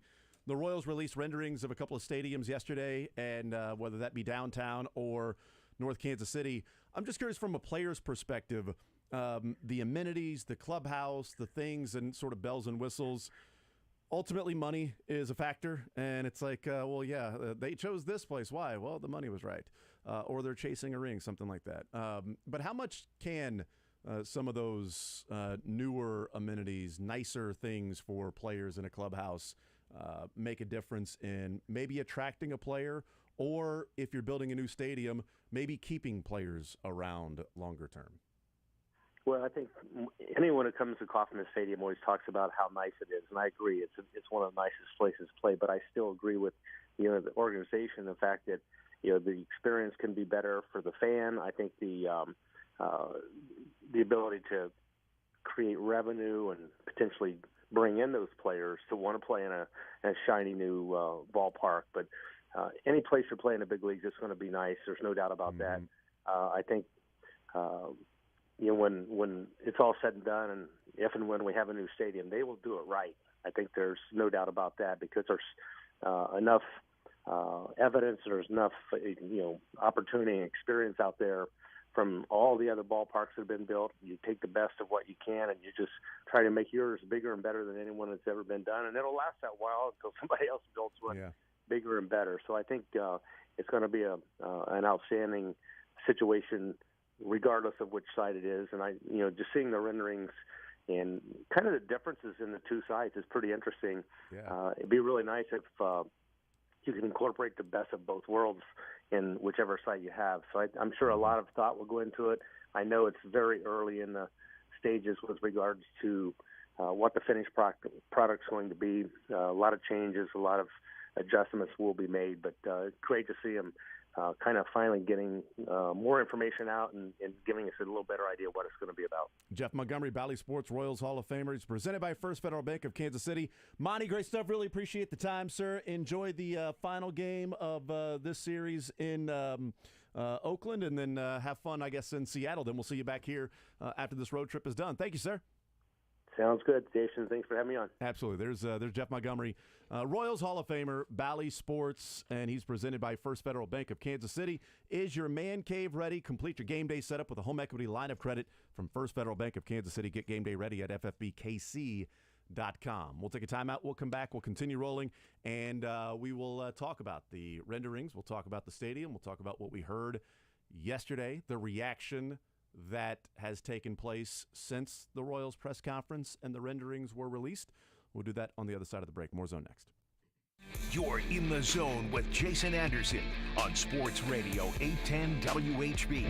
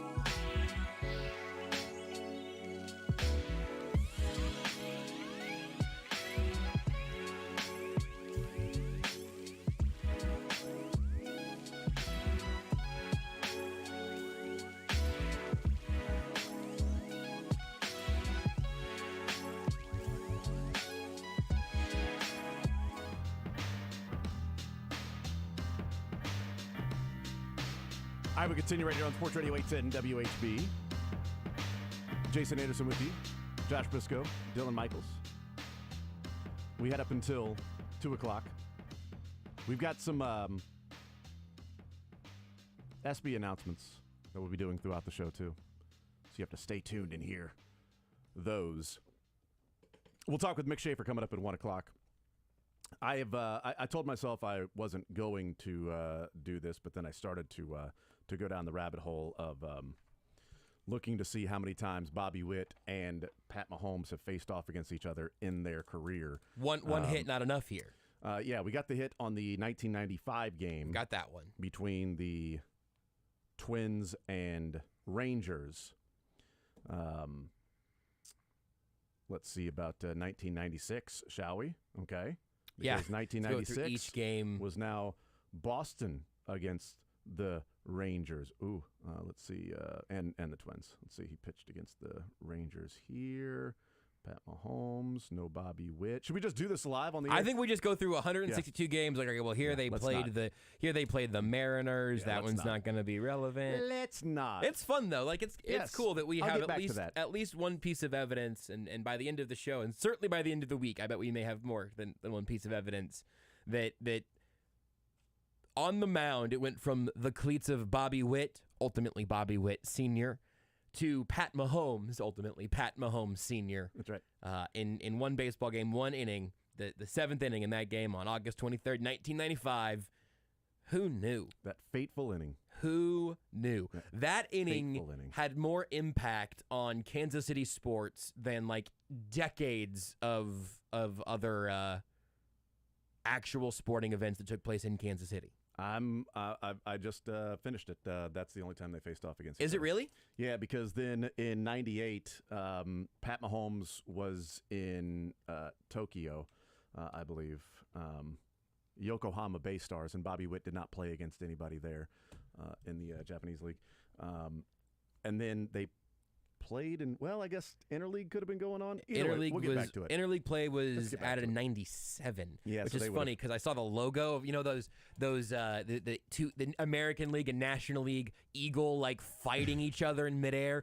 I remember that logo vividly because that was the sweet spot of my budding baseball fandom. So that was all over the things I cared about at that time. A little before Interleague. Who knew? So then it would be just like a couple of years if they played in Interleague. Did the Mets play the Rays? I don't think they did. Doesn't matter. All right, 913-912-4810. Did the Mets play the Guardians? I don't know. So the Royals. Do you know the American League has a .522 winning percentage over the National League throughout the history of Interleague play? Wow, how about that? How about that? National League. That's all I have. In your face. They tied in 2020, 149 to 149. All right, the renderings came out yesterday. The press conference was yesterday. It's an interesting reaction to what we heard. There's a lot of things to take away from what we heard. People have their opinions on what they think about the East Village location, what they think about the North Kansas City location, the issues that go along with it, the positives, the negatives, things like that. Let's start with just reaction to the sites. And I'm surprised to find myself leaning towards North Kansas City when I look at the renderings and I see the two stadiums. Maybe it's because I like the stadium design of North Kansas City better than I like the downtown East Village design of that stadium. Now, those are just sort of preliminary designs. It doesn't mean that they are going to stay with those, but I like that sort of design of the stadium a little bit better. And the idea of, seeing it there on at least in video and not just imagining what it would look like there, seeing it there. There's something about the blank slate of the North Kansas City area, the better design, the things they can offer, the 4,000 person entertainment venue that can be next to the stadium. And it's, a couple of minutes away from downtown. And even that, it might be, the same ease to get there crossing the river as opposed to going downtown to the stadium, depending on where you're going to get off, which exit you'll get off or whatever. And I would hope that with the infrastructure and everything, they'd make it a little bit easier to get in and out there around Armour Road, whatever it might be. I was surprised. I found myself leaning towards North Kansas City. What was your reaction to that? Before we get into some of the details, Yes. the issues and things that did not come from this press conference? From just looking at how it looked and how it made me feel, I had a similar feeling of looking at the North Kansas City pitch and going, oh, well, that looks like it would be a great revitalization for that entire area. That looks transformative. There's more space, and they talked about this, that the East Village location is a lot more dense, and so it's a lot more vertical. It's 27 acres at East Village, 90 acres at North Kansas City. And so that, hey, here's more space. Use things in the Kansas City circle here that has not yet been fully utilized. I really like that idea. There are two huge issues with that. Only two? Well, there are two huge issues with that jump to mind for me. Great. One being on the infrastructure side, which we could get into because I think we have to. Yeah. And the other being okay, but so what was the point? Not to go drop it downtown, real capital D downtown. Look, this isn't it's not the Truman Sports Complex. It's not that it is a full drive away and all you're going to pass is empty grass and parking lots. It's not that. It's not the airport. It's not the airport. That's exactly right. Yes. You think North Kansas City? They're not putting this thing next to Worlds of Fun, which might be that might be the 2 tickets in one day thing. Hey, Worlds of Fun all day and then go to a baseball game. At least somebody would be having fun around there. It would be nice to have some joy back, but it's still a little bit funny to me that now we're like, oh yeah, it's a pretty cool option. This thing that really didn't seem like the point when this all started when they bought the team. Well, and I think we saw that with Sporting when we knew where Sporting was going to go. That was a done deal. They were heading to that spot over by Blue Ridge and 435, and that's where it was going to go. And they've got the land already, and then the next thing you know, they're playing out at the Legends. So it's like, well, yeah, they may go. They're not really going to go out there. They want to go. They own the land around there. That's where they're going to go. That's where they want to go. This thing is a done deal.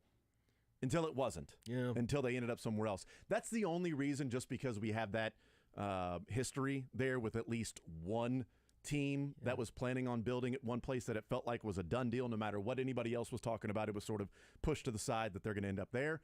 Doesn't mean that that's going to happen here, because I do think all along it's been East Village, East Village, East Village, East Village. Even when Frank White and others wanted it to be Easter, more east of where it was. So it's closer to the 18th and Vine area and closer to some of the areas that can benefit on the community benefits that they've talked about, that they have said, we want you to hold us accountable to that. And it's like, okay, great, we'll hold you accountable.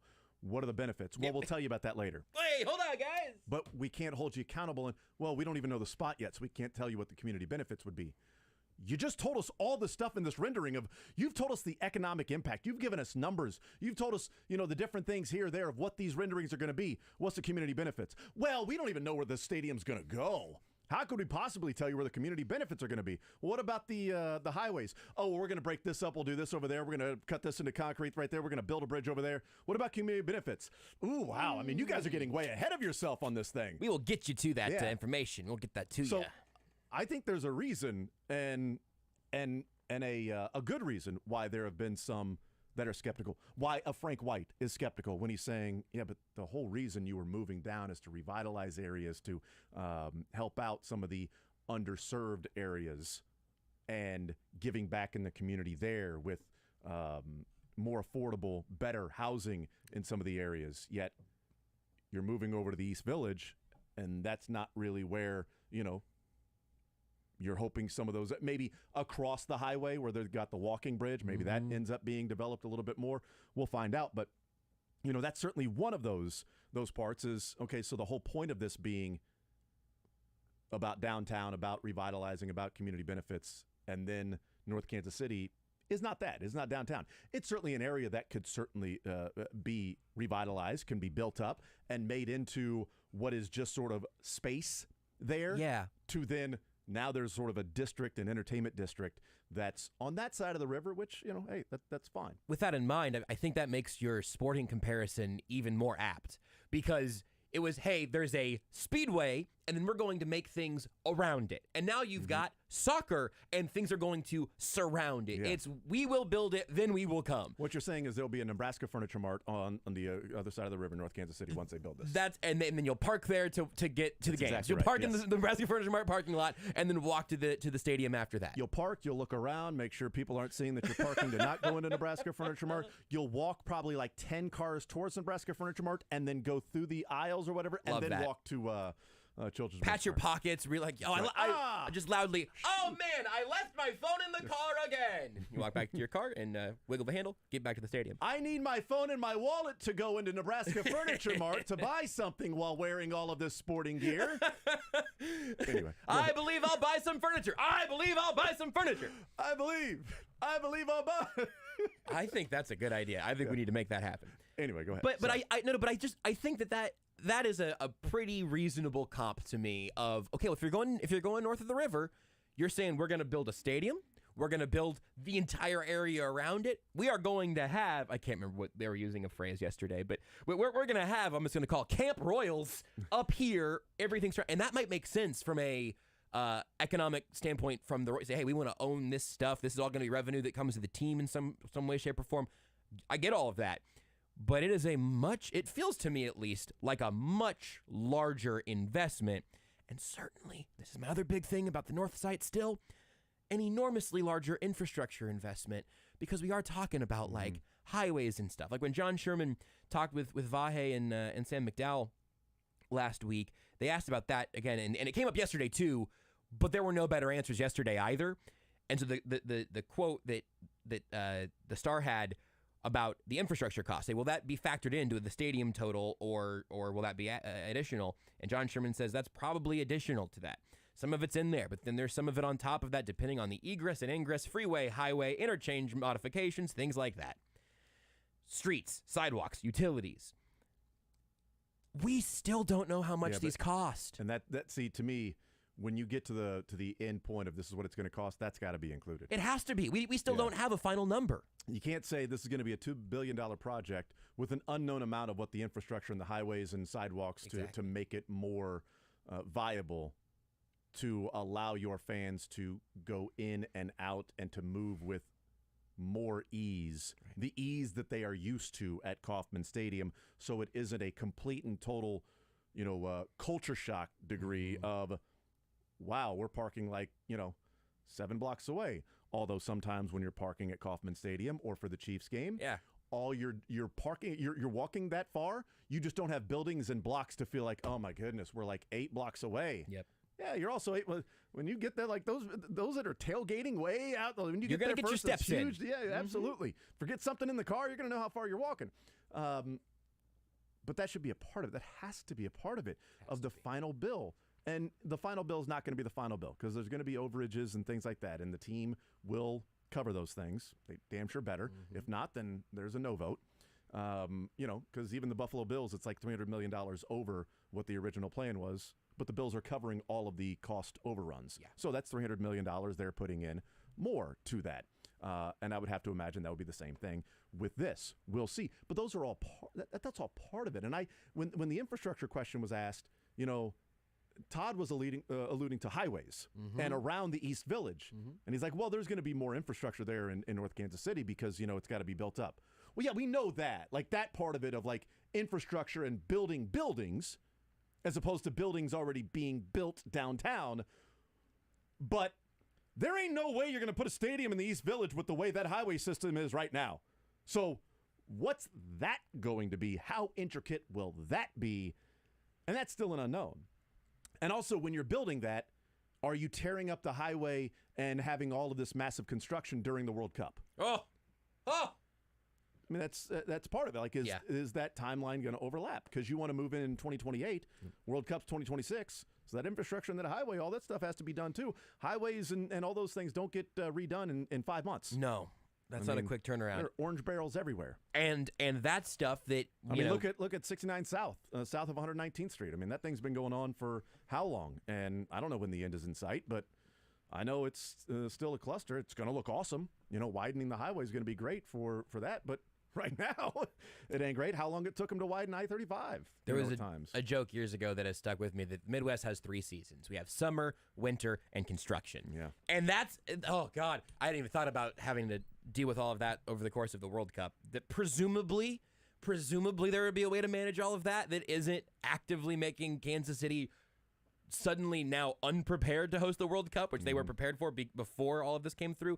And that's another place where, like, the city has to have its bleep together and has to be able to say, no, we have to draw some lines in some of these places. And so hearing them yesterday and hearing John Sherman talk previously about, the relationship with Frank White and all of those things, like, all of it seems to come off like, we're going to figure that out.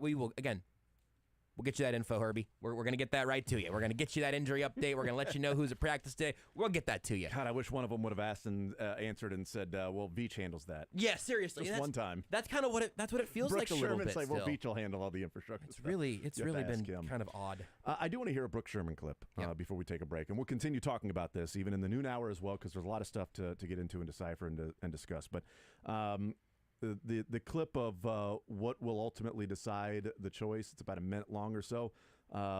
Brooks Sherman was asked, you're choosing between 2 sites, so what's going to be, the deciding factor as to, figuring out what your choice is going to be for which site?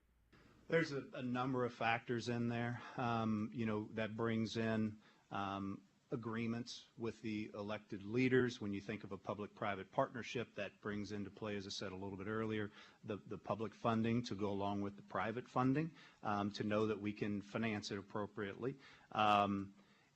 Whether then the lease agreement plays right into that as well, and getting a full-blown lease agreement by that time, or whether it's significant terms, a memo of understanding to be done there.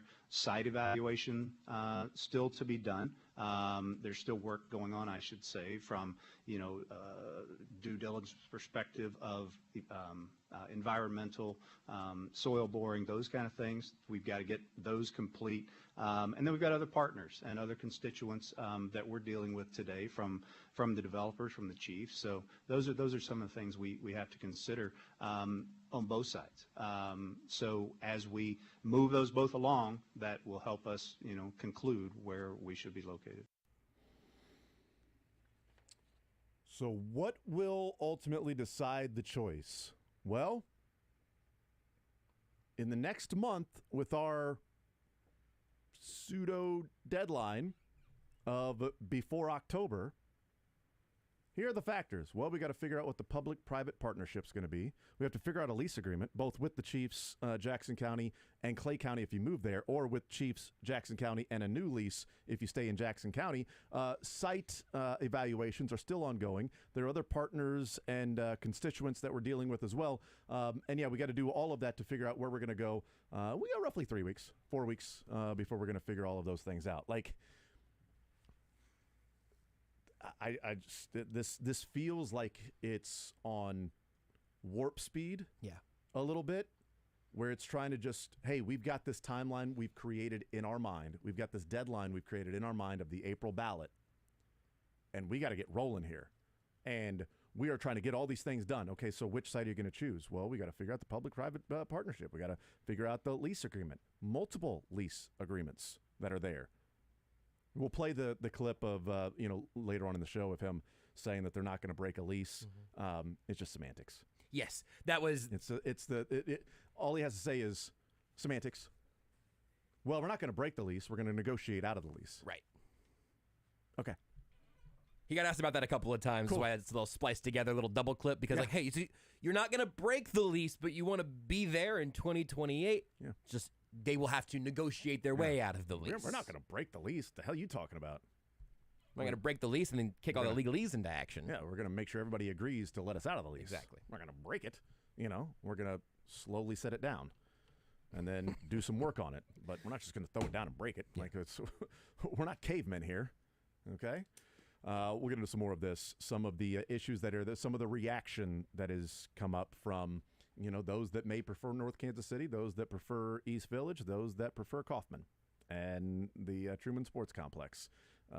We'll get into some of those things as well. 913-912-4810. We'll continue rolling with more Zone next. Want to see more of The Zone? Watch the show live on the Sports Radio 810 WHB Facebook, Twitter,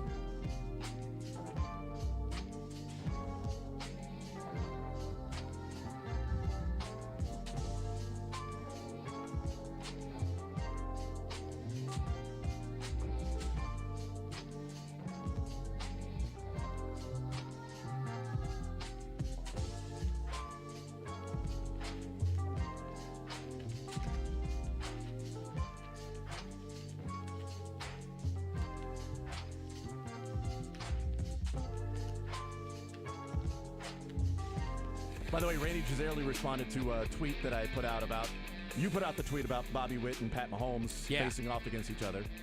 And I had said that started because we wanted to see if Shane Buechele's dad, Steve Buechele, had ever faced off against Pat Mahomes. And Randy said, wait, are you telling me Shane Buechele is Steve Buechele's son? Why am I only finding this out now? I drafted Buechele on my Stratomatic team in 1992 and Mahomes on my team in 93. Both teams won championships. Bragger. I responded, that's that championship DNA. It's just in the DNA. Hey, on the other side, we got something cool, something special we're going to do. You know, we've been talking about the local ESPYs. I'll tell you more about something cool next. Celebrate the kickoff to football with Hollywood Casino at Kansas Speedway. On August 26th from 5 to 8:30 p.m., 5 winners.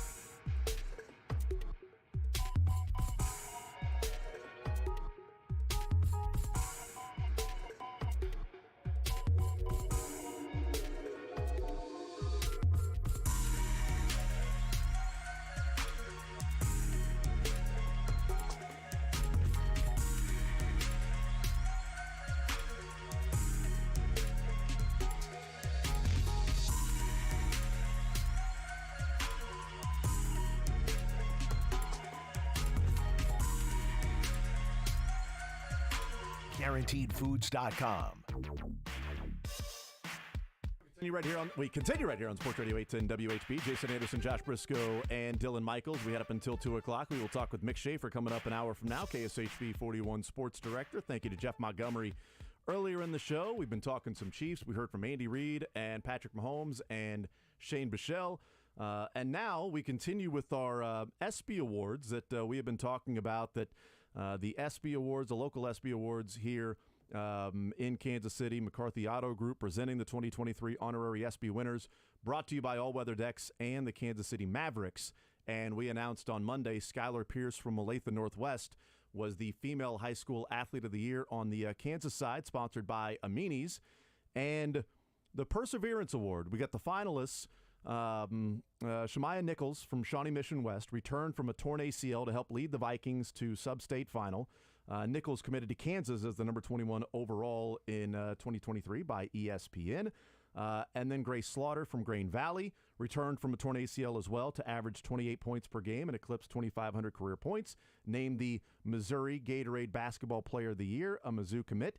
And Jackson McWilliams from Tonganoxie, diagnosed with type 1 diabetes, lost 30 pounds in a few weeks, sustained fatigue and illness, rebounded to earn first-team All-State goalkeeper, recorded his 500th save in one season is what it says here. No, it does not say in one season.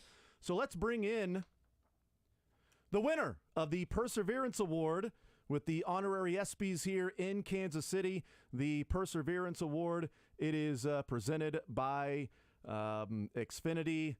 Jackson McWilliams from Tonganoxie joining us here. Jackson, welcome into the show. Congratulations, sir.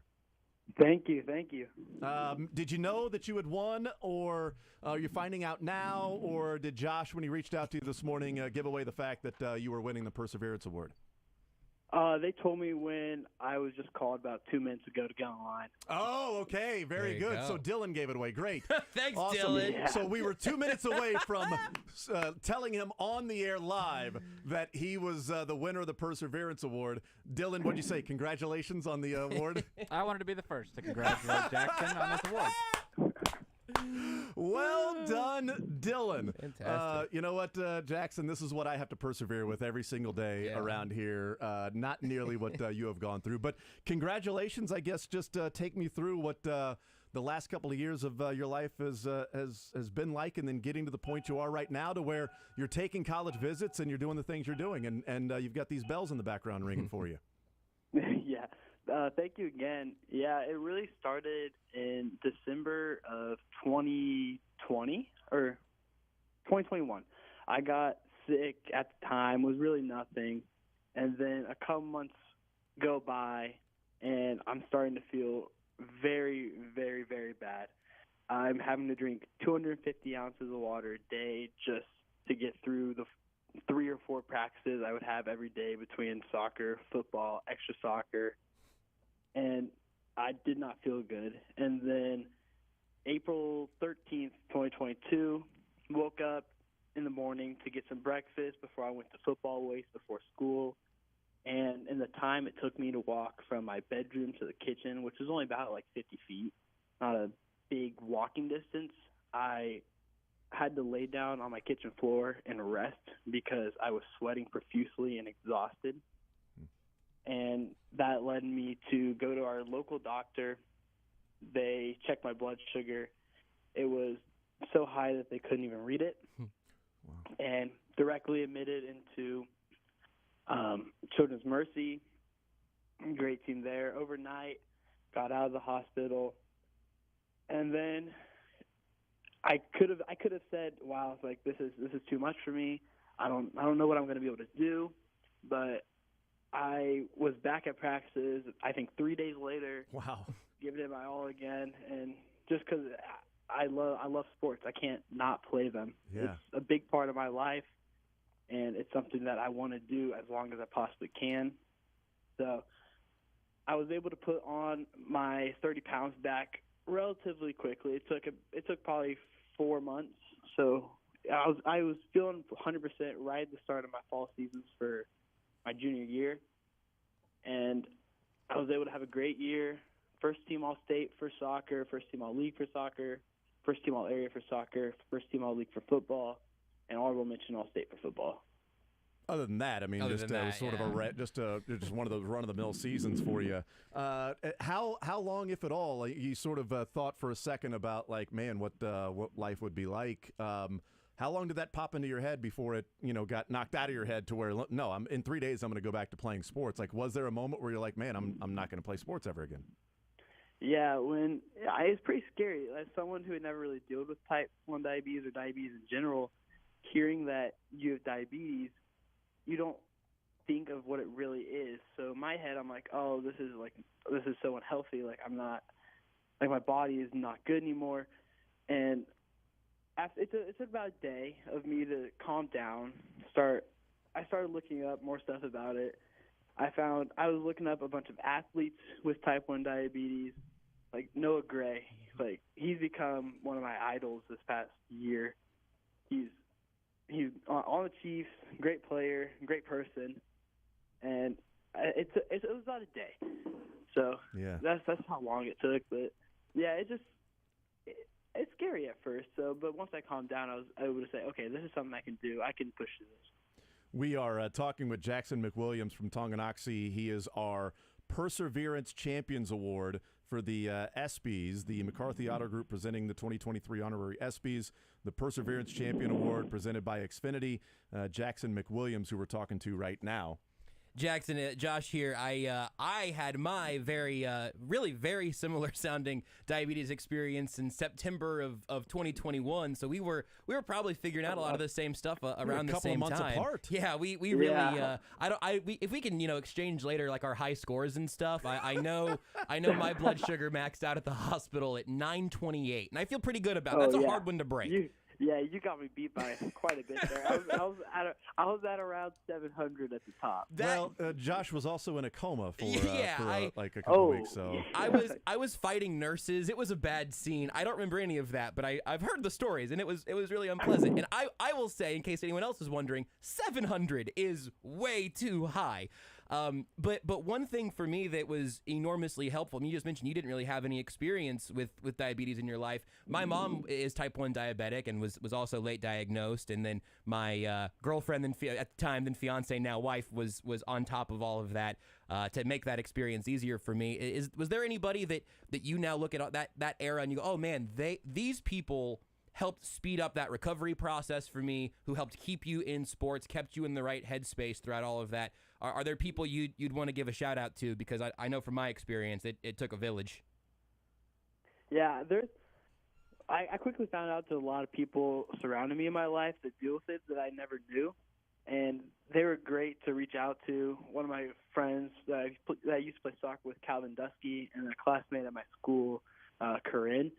They were great resources, but then my parents took it step by step with me, and they really helped me out with a lot of stuff. There's like dinners, I didn't even have to think about it. They would tell me, okay, this is how many carbs it is. It just they made everything easy, making sure I always had extra supplies, everything. They were great.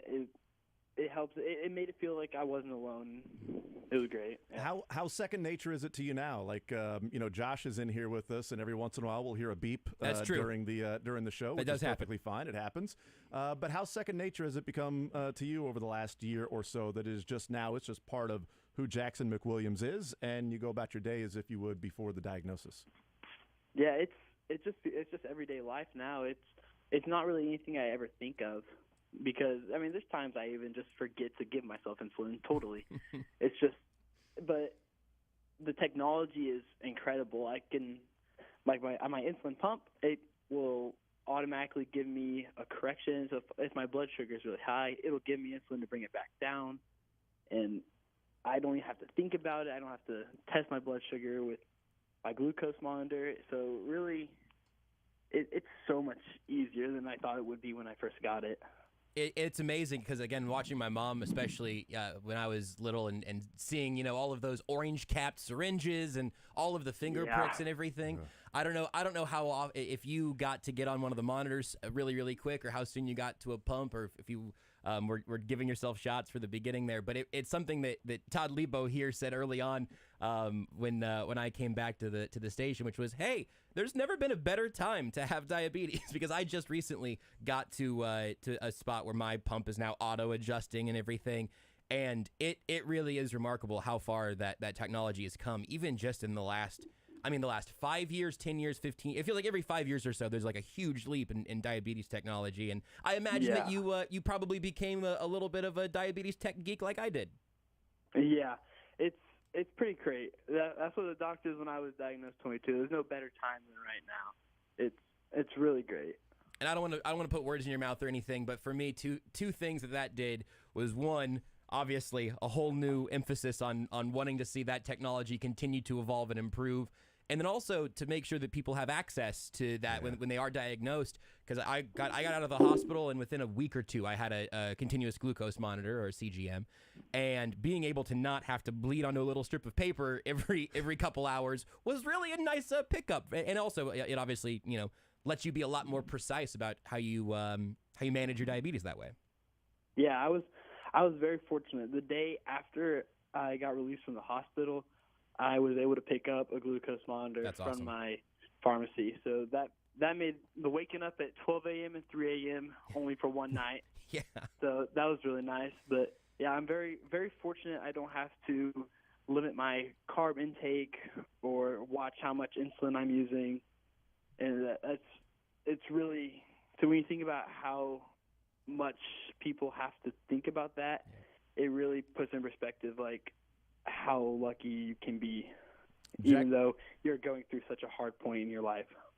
Jackson McWilliams is our guest from Tonganoxie. He is our Perseverance Award winner for the ESPYs, diagnosed with type 1 diabetes a little more than a year ago at this time, and now back to playing soccer and football. And how's the sort of recruiting and the thoughts of the next level? Is it soccer for you? I saw that you were there in Manhattan, rocking some K-State gear and visiting there and wearing the uniform and things like that. How's recruiting and what the next step of your life may be with athletics? Yeah, it's going pretty good so far. I'm gonna go for football, but currently it's a little slow with college season starting, and being a kicker, we're kind of the last people recruited, the leftovers. But yeah, I'm planning to take some visits this fall, and hopefully I can get decided in the winter or early spring. Awesome, man. Well, congratulations, and awesome story, and I'm glad that you're on the other side of it now from where you were. And sometimes it's not great to get the diagnosis, but sometimes it's great just to figure out what's going on and then attack it from that way. So I can't imagine. Like, Josh just got it right away. It was just like, hey, you're in a coma. You're going to be knocked out for a couple of weeks. You're not going to remember it. You're going to wake up. We got the diagnosis for it. Yeah. You went, sound like 3 or 4 months of trying to figure out what, or even longer, of what was going on with your body. Yeah, we thought there were some other issues, and we thought we treated them, but it actually made my diabetes worse. It was really bad. It was, people didn't tell me at the time because they didn't want to be rude, but so many people were talking to each other like, wow, he looks really sick. My face was, you could see all my face bones. It was really bad. Jackson, it is so, I feel like you and I are allowed to laugh at each other's stories, because I just heard so much of that after the fact. It was like, man, yeah, you look like you were losing weight like crazy. Your face looked like it was like, well, I wish somebody would have said that earlier. So we just thought you were getting healthier, that's Josh. Right. We were proud of you. Jackson, I was dropping bad weight. I imagine you didn't, as a, real full-time athlete. I imagine you losing 30 pounds was different than me losing 40. But like being thirsty for a month and be like, oh, it's great, I'm just drinking water, losing weight, was like my whole deal. But a very serious PSA is if you do experience those symptoms, if you are losing weight unexpectedly, drinking a lot of water, or peeing a bunch, go to a doctor and don't wait until you can challenge our high scores. You do not want to get to 700. You do not want to get to 900. You want to go get that checked out before you end up passing out on the floor, going to the hospital, or any of that. So there's some diabetes symptoms that everyone can keep an eye out for, with some cautionary tales from Jackson and I. Yes. Jackson, thank you so much for joining us. Congratulations again And best of luck as you continue with your high school career and then on into the next steps for you. And no doubt that whatever happens on a field, probably not as tough to overcome as what's happened in your life over the last year and a half. So thank you for joining us. Congratulations as well on the ESPY. We'll continue to be in contact and get that actual ESPY award in your hand here very soon. Thank you, Jackson. Thank you, guys. It was great to be on. Absolutely. Thank you so much. There's absolutely good luck. There's Jackson McWilliams, Tonganoxie, the Perseverance Award with the ESPYs that we are announcing throughout the week. It is the Perseverance Champions Award sponsored by Xfinity. It is the McCarthy Auto Group 2023 honorary ESPY winners, brought to you by All Weather Decks and the Kansas City Mavericks. So I'll tell you what, for a high school kid on the radio and interview, that was good, because you never know. I know when I was in high school doing an interview, it would not have sounded like that. So well done to Jackson. It's an awesome story on this side of it. Yes, but scary going through it. I can't imagine for the parents of trying to figure out what's going on with your child and the doctor visits and this and not knowing. And now you know. Now you can handle it. And for you, Josh, I've seen it from this side of the studio that it's sort of second nature for you. It's become second nature for us. And, I have a second phone now. I have a second phone that gives me insulin. I got a pod on my arm. Exactly right. And you know what? Noah Gray's become a big part of the show. Sure has. Mark Andrews, big part of the show, being type 1 diabetes. Anybody else? Diabetes is something I've written down. Exactly. It doesn't really work spoken, but I do think diabetic tight ends are a real niche Number market. 1 in your pancreas, right? Isn't that That's what you right. always say? It's number 83 in your program, type 1 in your heart, or at least number 1 in your pancreas. Type 1 in your. That's right. That's what it is. Yeah. So but yeah, it's apparently awesome. it's something about tight ends with diabetes. Anybody else that's a professional athlete that's Jay Cutler was one. Oh, how about that? But I think that's it on Smoking the Jay current Cutler. Smoking Jay Cutler. I know. I think that's it in terms of current active NFL players. But there may have been somebody drafted in and that I haven't seen yet in the last draft class or two. So.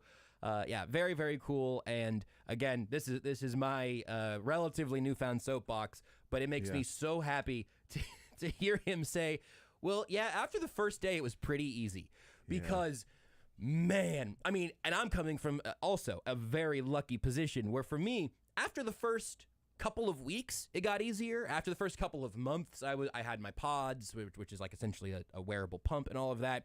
But there are people around me every step of the way, and certainly thinking back to how my mom managed her diabetes, however long ago, 25, 30 years ago when she was diagnosed. 15. But here's the thing is I knew it was before I was born, but I didn't want to age her. So just the number of years ago I was born. Hi, Josh's mom. She loves that bit. That's her favorite bit is, what bit? I mean, just being young. She's just young. She loves it when you remind the audience of that. Don't worry, Mick Schaefer will be here at 1. Well, dude, I am worried.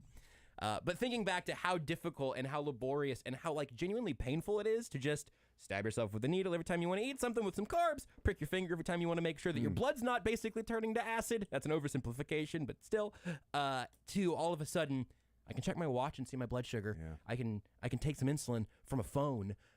To make that technology more and more accessible, so we have more stories like Jackson's, which is I got out of the hospital, they set me up, and I was good to go, as opposed to the many, many stories of how difficult it's been for others. And 3 days later, he was back playing soccer? Unbelievable. I mean, back playing. I mean, he was dealing with that while soccer practice and football practice at the same time.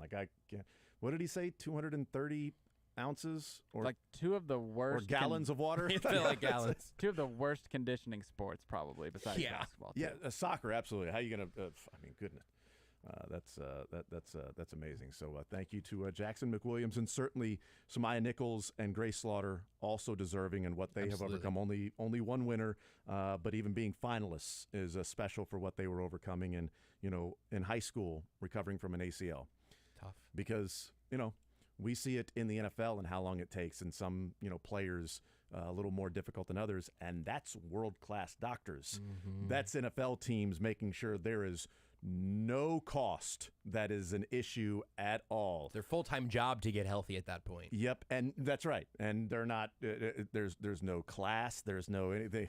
No, it's just your entire job during the day is rest, recovery, rehab, all of that stuff, with some of the best trainers in the world. That again spare no expense because and to overcome that and then return to what they're doing is pretty awesome as well. So Grace and Samaya also well deserving, and thank you to Jackson winning the Perseverance Award. We will take a timeout. We'll come back and we'll get back into the stadium talk. We'll talk about some other things we heard here from Brooke Sherman, Earl Santee from Populous, and get into some of the reaction that's there from those in talking about the stadium renderings and what course correction may need to be there if they are going to get yes votes on this. We'll take a timeout. We'll come back. More Zone next. Take the show with you by listening live on 810WHB.com. In the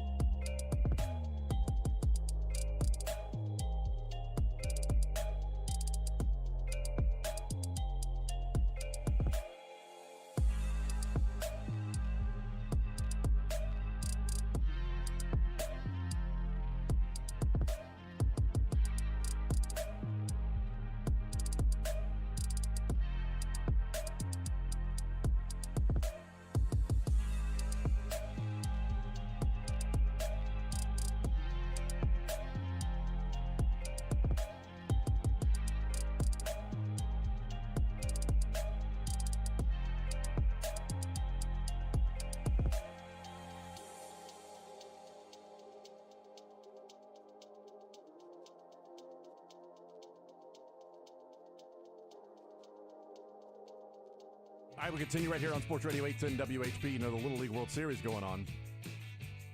The team from Nashville with Stella Weaver lost on Monday, bounced back on the loser side, won yesterday, and they will now play tonight against California that won pretty big over Rhode Island last night. They will play tonight.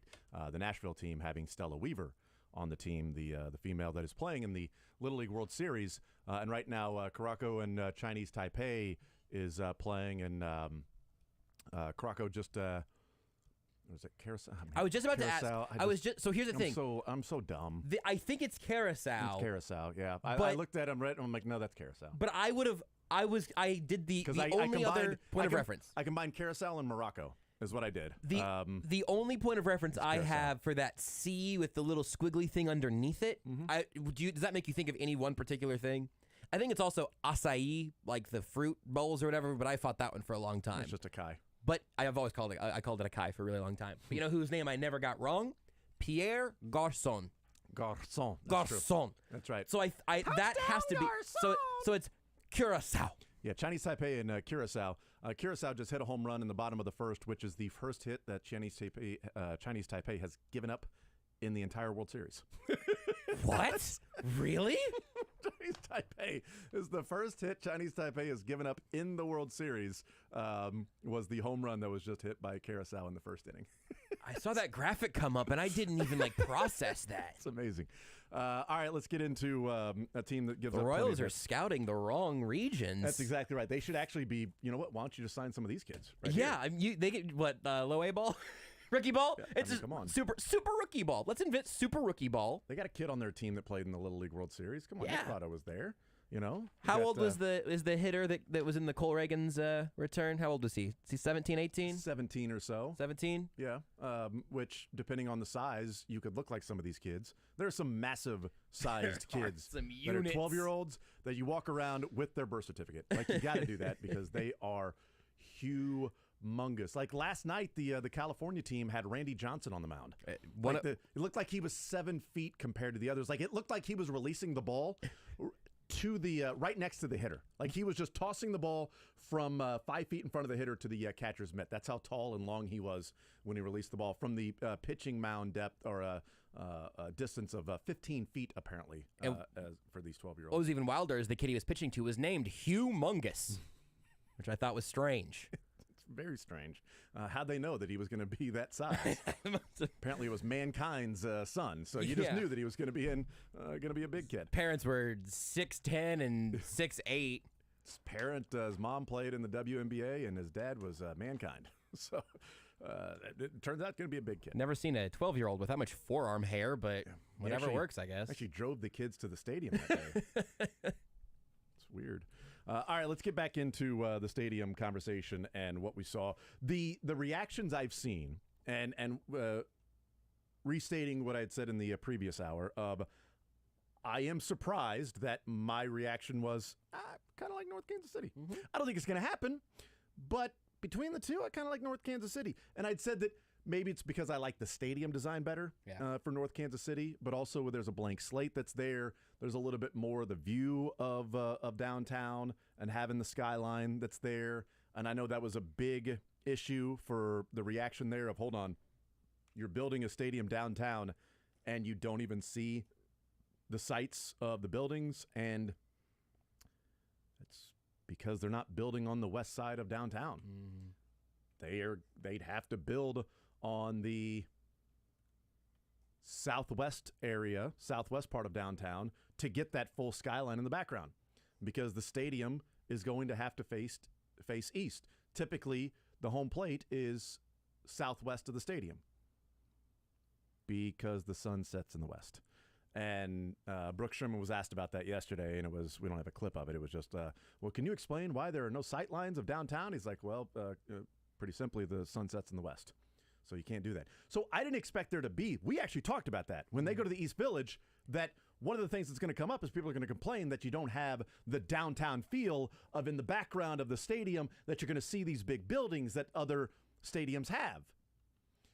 Which is why part of the rendering on East Village has buildings built up around there in the outfield, hotels, things like that, to where people can overlook.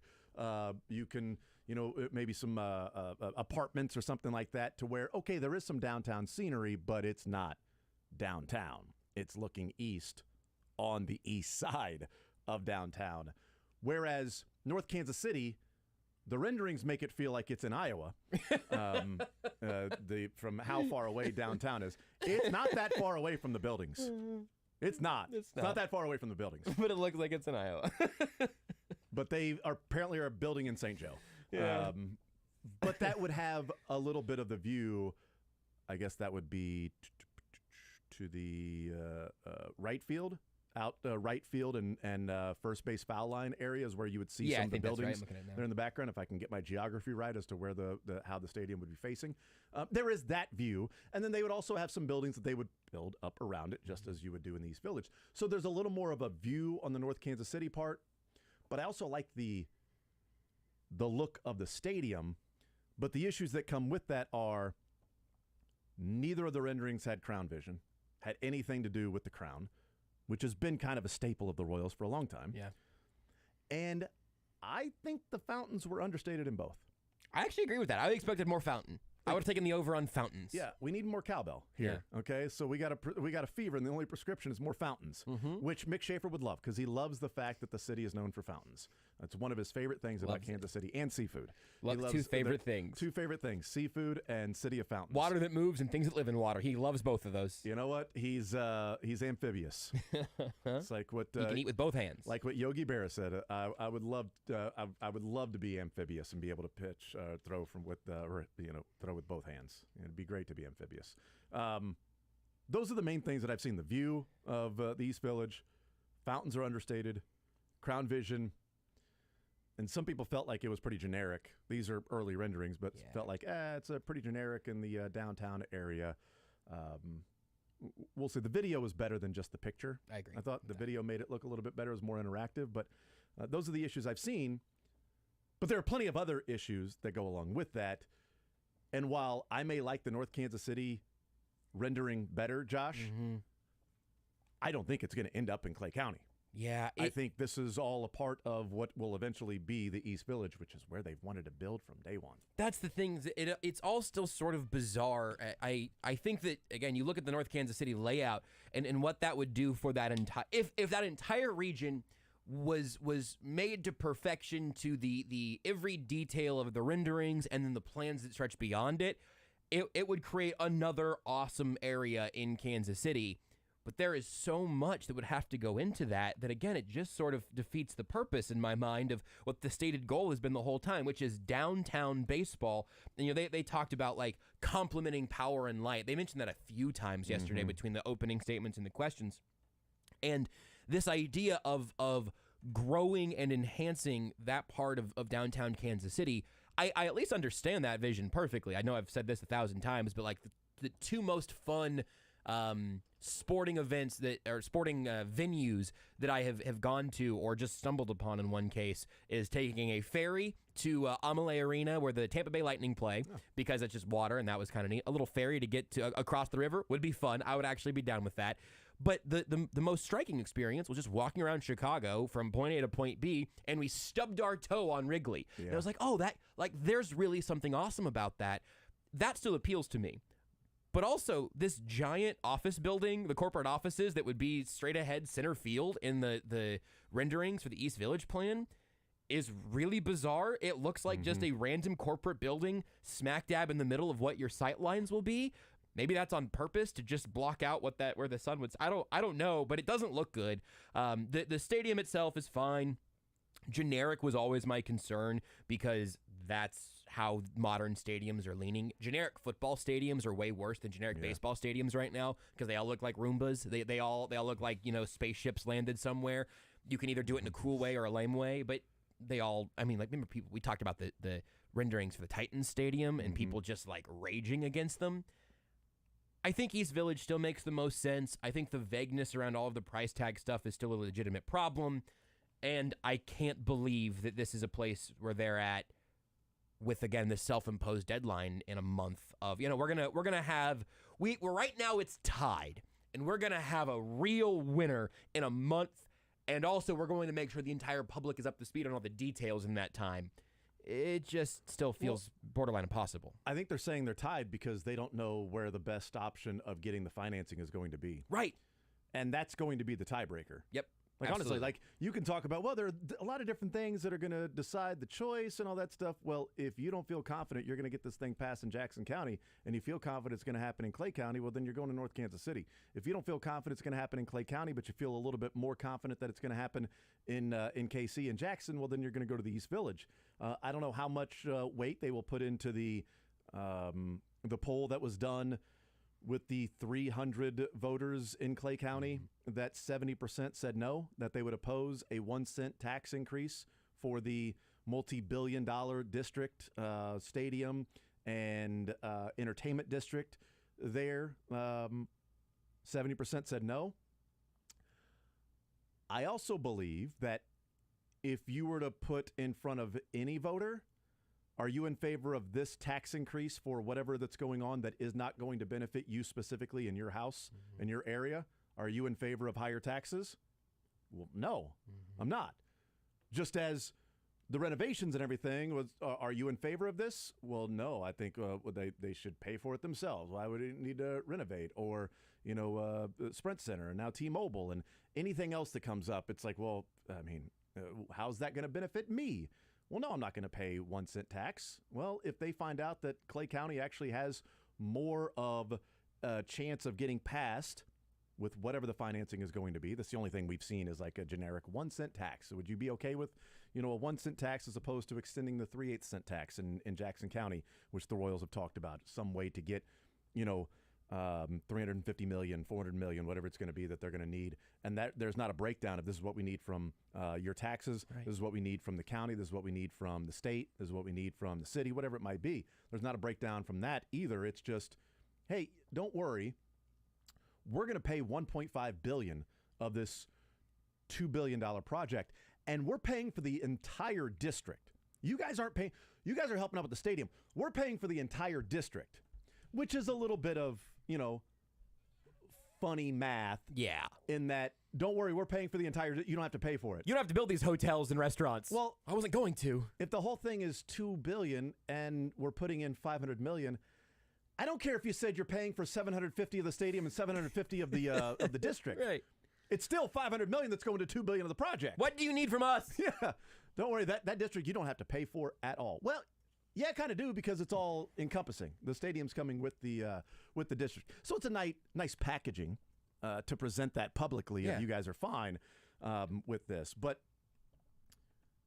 to me, the deciding factor and the winning location is where they end up feeling like they've got the chance to get the financing, because I don't know what the step is after April vote if it's turned down in either Jackson or Clay. Either.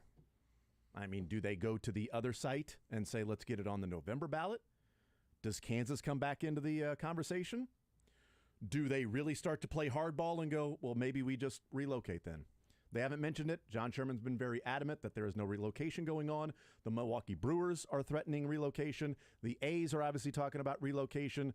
There are different cities that want a baseball team. Nashville would like a baseball team. They just went through a whole bunch of you-know-what to get the public financing of the football stadium and the $1 billion of the public financing, which is going to be almost all tourism dollars, which is a little bit different than, because that's going to be hotel tax and Uber / taxi / different things like that in Nashville to help pay for that football stadium, where they have such an economy of I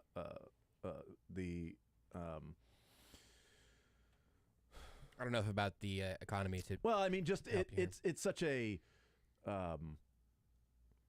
Talk about like tourism heavy. I mean, it's just in Nashville in particular. There's so much tourism to Nashville that they can present it that way that is just so different than Kansas City. You're not going to present it by, well, don't worry, we're going to pay for this by tourism dollars. There's everybody else is going to end up paying for what we get in Kansas City. That's a much better sell in Nashville than it is in KC. But like, I don't know what happens if April comes and goes and it's voted down in whatever county they're in. I don't know either.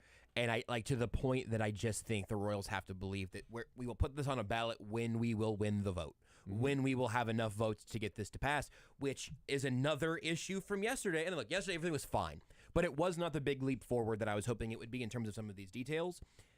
If everything here is we're putting out two options because we need to have two options because we're still trying to get the best deal from one of these places. Maybe they really do want it to be the East Village. Maybe they're really 50-50. That part doesn't matter for this, which is how can you bring these two plans out for two different counties and two different voter bases and two different tax groups? How can you bring these two plans out and essentially communicate, not say out loud, but communicate, we're going to go to whichever of these places we think has a better chance of getting us the funding, and not know what the funding needs to be? How can it be about the funding right now and keeping those options open and still working with both of these governments without saying here's what it's going to cost? That to me just felt like an unfinished project. And they have numbers on a lot of things. They could have given us numbers on here's what the expected cost of construction would be.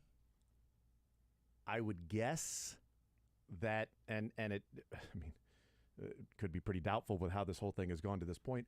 I would guess they would have the political strategy and campaign mapped out as to how they would sell this, no matter which county it's in, that they've got all of those figured out so that when it comes time to announce the location, that then it's the full court press on this campaign that they have set and ready to go to put out there with billboards and commercials and everything else to sell this idea to what seems like a community that isn't exactly on board with that, because there is so much disdain for the Royals organization right now, how it's going, the way they're playing, the money that's not being spent, the timing of last offseason saying we have to take our medicine to figure out what we have as a team to then go and be able to address issues and spend money there,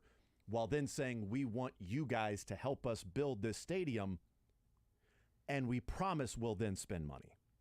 That timing is incredibly difficult to overcome. That is a pretty big hurdle where come April next year, they will have had an off season to show that no, we are going to do this, which could also be part of the political campaign of getting this passed, of this is the investment we are making. You invest in this, we're going to put all these other things into the ball club. We are not cheap. We are strategizing, and last offseason was not the offseason to spend money frivolously to win a few more games. Alternatively, and this just dawned on me just now, alternatively, what are the two moves we talked about as the deadline passed this year? Said, oh man, this winter, the Royals have two really interesting moves they should probably make. Yeah. Are you going to sell the new stadium and trade Salvi in the same offseason? Maybe add Brady Singer there also. You've got a young Salvi's a little different, but Singer, no, and you're right. Salvi's the big one. Salvi's the one I thought of first is, oh my God, they're going to trade Salvador Perez and then they're going to hit the ballot and they're going to lose because they traded the only player that everyone from the last decade has watched Royals baseball. Everyone knows. Like, you got Bobby Witt for this new generation. He's picking up a lot of people really fast. But there are people who watch the World Series run who have not watched Royals baseball the last 5 years. Good for them. Are you? Yeah, and Godspeed.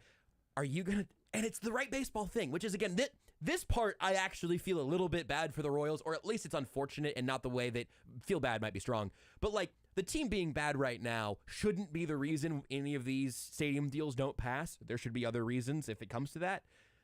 But they really might get to this winter. No, they're gonna have this on the ballot, and then for baseball reasons, trade Salvador Perez for the health of the team that might play in this stadium in 2028. You do take those calls on Brady Singer just to see because if he's the only building block you think you have in your starting rotation with absolute certainty, but also he's one of the assets that would bring back a lot for your long-term healthier ball club, those are trades that would hurt. Those are trades that would make sense for the long run. Those are trades that might make it a little tougher for a casual fan to cast a yes vote in April. That is complicated. We'll take a timeout. We'll come back. We'll continue rolling. Play a couple more clips from Brooks Sherman. Earl Santee, we haven't heard from Populous. He was part of the press conference as well. talking about economic impacts, things like that. We'll continue rolling, get into some other things with the stadium. Mick Schaefer will join us coming up at 1 o'clock, KSHB 41 Sports Director, and another ESPY award to give away in the 1 o'clock hour, or at least to announce the winner of in the 1 o'clock hour. More Zone next. You're in the zone with Jason Anderson on Sports Radio 810 WHB.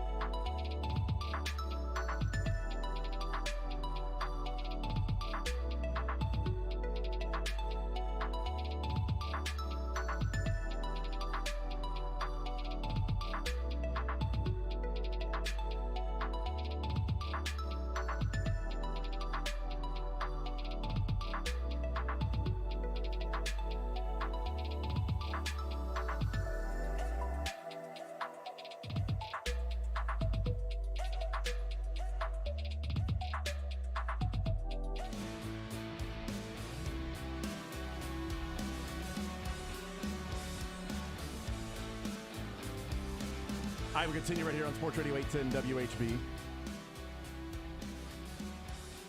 Text says, so if both Missouri counties fail to pass the tax, would the Kansas side come back into play? I think you go back to the drawing board to a degree. I think 2028 and them hoping that 2028 is when it's built would then be delayed. Yeah. However long. I'm not sure if they would then want to put it on the November ballot, whichever side it is approved for, or whichever side of the state line they decide. I'm not sure. But I think a lot of things would be on the table. I would wonder if whichever county they decide, if it fails, if they come back and go, all right, well, you know what? Let's go for the nuclear option. We may move. If we don't get a new stadium, we said we were not moving. We were not moving. We were not moving.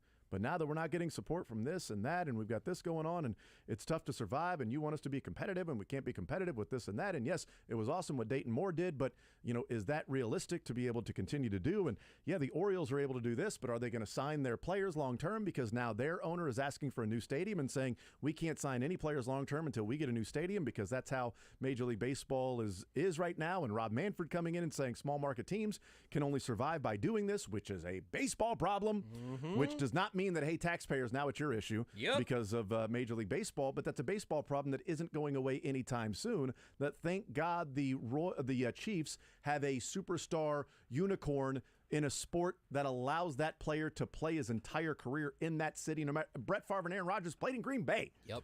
The royalty of the AFC right now is Buffalo, Cincinnati, and, of course, Kansas City. Not in that order.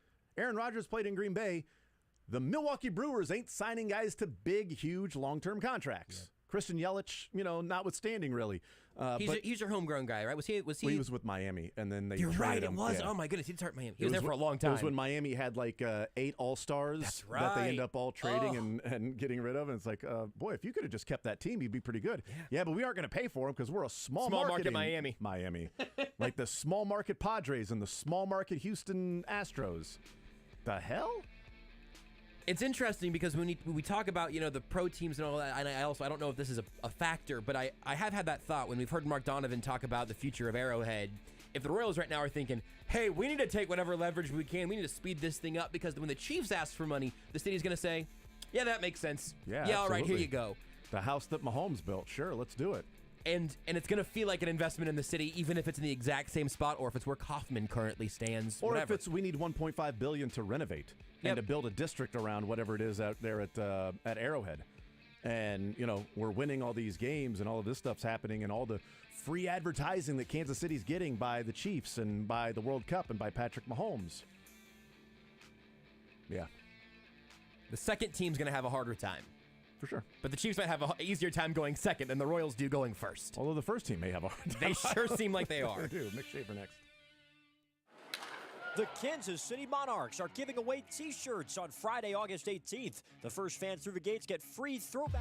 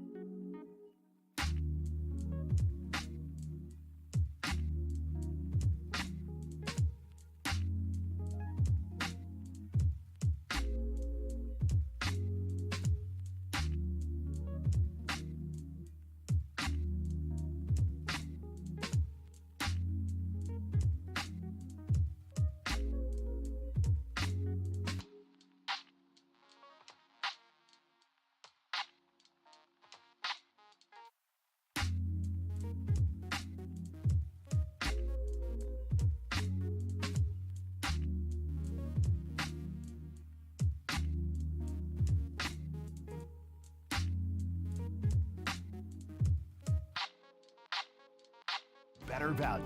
Go to GuaranteedFoods.com. Mick Schaefer hanging out with us, KSHB 41 Sports Director. Talking about Chris Jones, talking about the stadium. One of the hurdles that I think they will have to overcome, and I think they, whether they ripped the Band-Aid off yesterday or sort of slow playing it, and talking about the name of the stadium and, the sight lines and, well, there's going to be, this, which will have, the ability to see the name of the stadium, which we'll try to honor Kauffman in some way, shape, or form. It'll be the third base, the Kauffman third base. The third, it's the K at the third base tree. It's first base could actually yes. called Kauffman base. Yeah, the Kauffman base. Second base is the glass base, and first base is the Yost. Just as they can name poles, why can't you name bases and baselines and things like that? Maybe a little caricature of each face on each base. That might be, I don't. You might not want to be Ned Yost getting stepped on several times a day, but he did until the 2014 playoffs. So we'll figure it out. Probably used to it at that point. But what's the value? I know there's the literal value, but what's the goodwill value to the community by saying, no, it's going to stay Kauffman. It's going to stay Kauffman. Like Arrowhead is GEHA Field at Arrowhead. I'm always going to call it Arrowhead. They're getting a little money as well. It's just 41's Mick Schaefer. It's just Kauffman Stadium. So I was looking at different deals, and what you're seeing is essentially $2 to $3 million per year is what some of the naming rights are for Major League Baseball stadiums. So like 10-year deal, $20 million. Mm-hmm. 15-year deal, $45 million. 30-year deal, $60 million. I mean, so you're looking at $2 to $3 million per year. Every dollar counts. I would have guessed it was more than that. Does that even move the needle in professional sports every anymore? Dollar counts. Is that going back into the payroll, or is the $2 or $3 million, is that worth the goodwill to the fans to say, hey, you're helping pay for it. Don't worry. It's still going to be named the K. We're still going to call it Kauffman Stadium, and we're going to pass up on the $2 million per year that we would get in advertising revenue by having the naming rights for this ballpark. It doesn't feel like that moves the needle to say, hey, we're not calling it the K, we're going to call it something random, but don't worry, we're going to get $20 million over 10 years. Okay. Well, the city just approved $500 million for you. So why don't you take that $20 million out of that that they just approved for you and just call it even? Yeah, I don't. There's going to be some sort of subtitle, right? The GEHA Field at Arrowhead Stadium, or a Kauffman Field at J.E. Dunn Park, some sort of something. You might have nailed it right there. So, is that it? The K Dunn. You heading to the KD this weekend? I don't know. Parking's an issue. Yeah, maybe. Where are we going to park? I'm not going to the game. But I mean, there's plenty of spots, even if it's not the third base or the pole. To keep Kauffman in the name somehow, somewhat. But I mean, if you were talking about like, okay, it's going to be a 10-year deal worth $100 million. Okay, I can see to where that moves the needle a little bit. Yeah, it's at least a player, even if you say you're going to put that back into the ball club. But 2 or 3 is not even a player anymore. Yeah, no kidding. Just for my bane of my existence, the Reds deal with Kroger is worth $5 million a year for their jersey sleeve patch. Oh wow, that too. Yeah. Which you love. Hate them so much. I almost cursed just now because of how much Kroger, I hate them. I'm totally cool with Kroger. I hate jersey ads, man. I hate them so much. I do too. It's really bad. I'm surprised by this. I figured you would like your part of my little old school little uniform soul. I like throwback uniforms. I like. I'm gonna scoot closer to you now. Come on in here. Get on in here. The Padres got about $9 million per year with Motorola for those, and it's just this huge, ugly, just a billboard that distracts. It takes away from one of the things that fans can actually connect to in terms of the identity of a team. You can buy a jersey and wear it. I don't want there to be a T-Mobile patch on my sleeve. I want it to just be a nice crown that doesn't appear anywhere else in your stadium. Is it every team pretty much in the NBA has a patch, has some sort of jersey sponsor? The NBA moved the marker first there. Is that how everybody is that how like the Wichita State guard that just signed a $140 million Van deal. Vliet. Van Vliet, yes. is that how he's making like 140 mil? Soccer's the exact opposite. All of the advertising is huge, and then there's a small patch of the name. Yes, the Yes. name. It's like small. No, And that it's, makes me We're even playing sadder. Ivy Funds tonight? So Yes. we're playing Right. Ivy Funds? Right, I hate that, and that feels like that's what's happening. too. That's going to be the future, and it sucks. I'm looking through some others as I'm scrolling through. The Rangers get $11 million a year for Globe Life Field. I would have It's the guessed that Rangers. was more of the ballpark. What do the Chiefs get? Do we know? I don't know actually. I don't know that was ever made public. I'm on it. Yeah. You should be on it. Should be. But yeah, I don't know. I was listening to you guys while I was driving in. Thank you. Appreciate it. Anytime. Well, some of the time. I don't know, like the backside. Some of the time, it's 100% of the time. Of this whole bachelorette approach that the Royals have gone with, right? With these two candidates, right? Is that like if the one you chooses says no, which has happened before on The Bachelor or The Bachelorette, and then you go back to the jilted lover, right? Things are going to change at that point. All the concessions that were going to be made by that site aren't going to be made anymore. She's going to be like, yeah, I'll take you back, but you can go out with your friends 4 times a year. That's it. And we're going to bed when I want to go to bed every night, which is 9:30. No more fantasy football. No more fantasy ridiculous, football. you dork. You are coming with me to every one of our family reunions, and we have one every month. Okay? And It's not a family reunion. That's just a family get-together. Yes. And so it's a little different than if you like maybe targeted on one area, you get dumped by that girl. Oh, and then there's other girls lining up that you haven't considered, and because of that, you can probably get sweeter deals. The Braves are getting $10 million a year, so those are some newer stadiums with some newer contracts. So maybe that's part of that. But those are the Marlins' newer stadium getting $10 million a year. I will call it John Sherman Stadium. I'll call it Adalberto Mondesi Stadium if it keeps ads off the jerseys. That's my offer. Adalberto Mondesi Stadium. I don't think Burt. you will. I'll call it the Burt. Absolutely. Hey, that's pretty good. It'll be under construction like at least once a month. Diamondbacks are getting $2 million per year. A few more renovations will be right. What is $2 million a year to these major sports franchises? I'm with you. I don't know. Yeah. I don't know. I can't find how much GEHA is paying. I've checked illustrious websites such as ChiefsDigest.com, and that story They at the are time pretty didn't have adamant it, so. about everybody saying GEHA Field, so I'm guessing it's a pretty penny. I'm guessing it's above 2 or 3 a year and closer to 10 or 11. Yeah, now that I'm scrolling through, like the first ones that came up were like 2, 3, 1, 2, 3, 1. Then you scroll through, and I'm like, even the Giants now are sitting at $10 million. Well, San Francisco Giants wait, are- San Francisco? Yeah. But even New York. I mean, just Yeah. those are huge cities. They should find companies that pay that much. But like the Padres, it's a 22-year deal worth $60 million. So Not even $3 a that's year. not even $3 million a year. And you know, the Padres aren't getting even $3 million a year. The Giants are getting $10 million a year. Yeah. It just depends on the negotiation. It depends on. It also sort of depends on your viewership too. Like how often are people going to be saying this particular stadium? The Chiefs can charge a heftier price because how often people are going to be saying GEHA Field because the AFC Championship games played there every single year. So we're going to charge a little bit. How often is how often are the playoffs played? We know twice at the K in the last 50 years or 30. So the World Series has been played there 4 times at the K in its history. That Petco's was 22 years for $60 million? Petco, yeah. That's a great deal because nobody's ever called it anything else. It's a brand new stadium.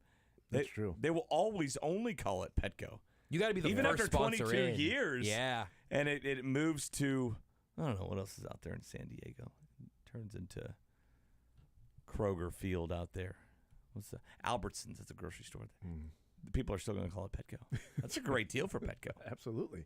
The Athletic has a story that has like all the NFL team names and everything, and theirs says financial terms undisclosed for GEHA. Why don't you just text Clark, see what Will do. see what it says. The Clarks. Yeah, text the Clarks. The whole family. The Clark- Just get on a thread the Clark with them. family. Any of them. Just text any of them, just randomly. Anybody? Do you know somebody named Clark? Text them. Lamar Hunt Jr. was here yesterday. Why I don't you talked to ask him him? for a little while. Should have asked him about that then, I Why guess. don't you ask him, Well, idiot? because you didn't tell me to. Oh, sorry. Ask him about the Look ahead to what we're going to be talking about the next day. Thank you. Will do.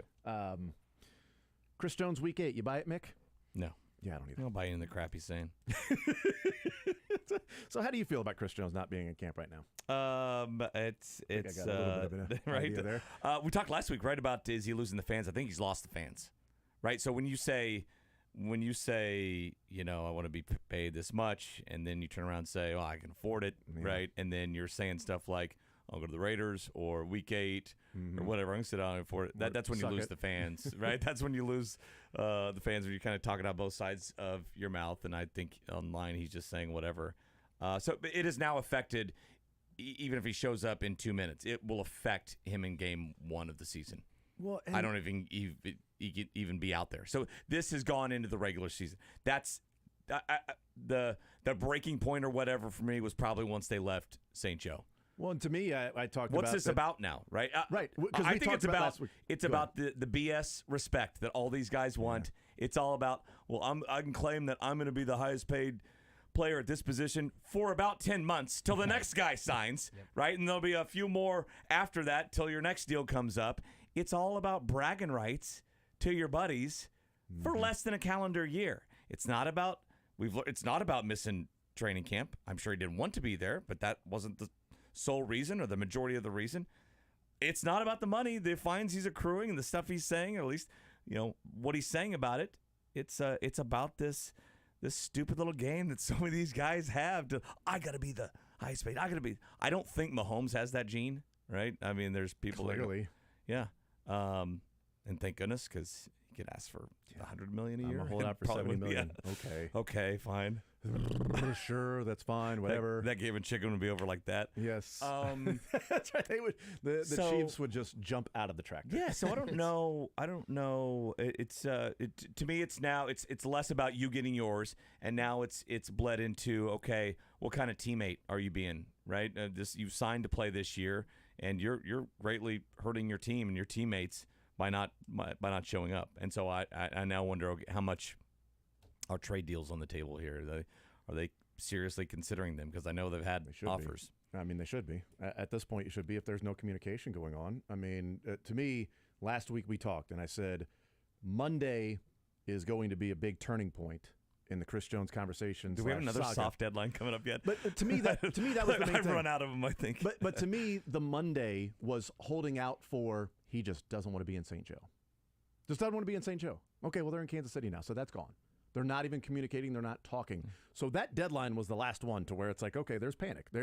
You should be examining possibilities of a trade right now if you're the Chiefs. Because if you do believe his threat that he's going to sit out a portion of the season, well, he's already damaging your chances of winning a Super Bowl. So you say, well, if you trade him, I mean, that hurts our chance of winning a Super Bowl.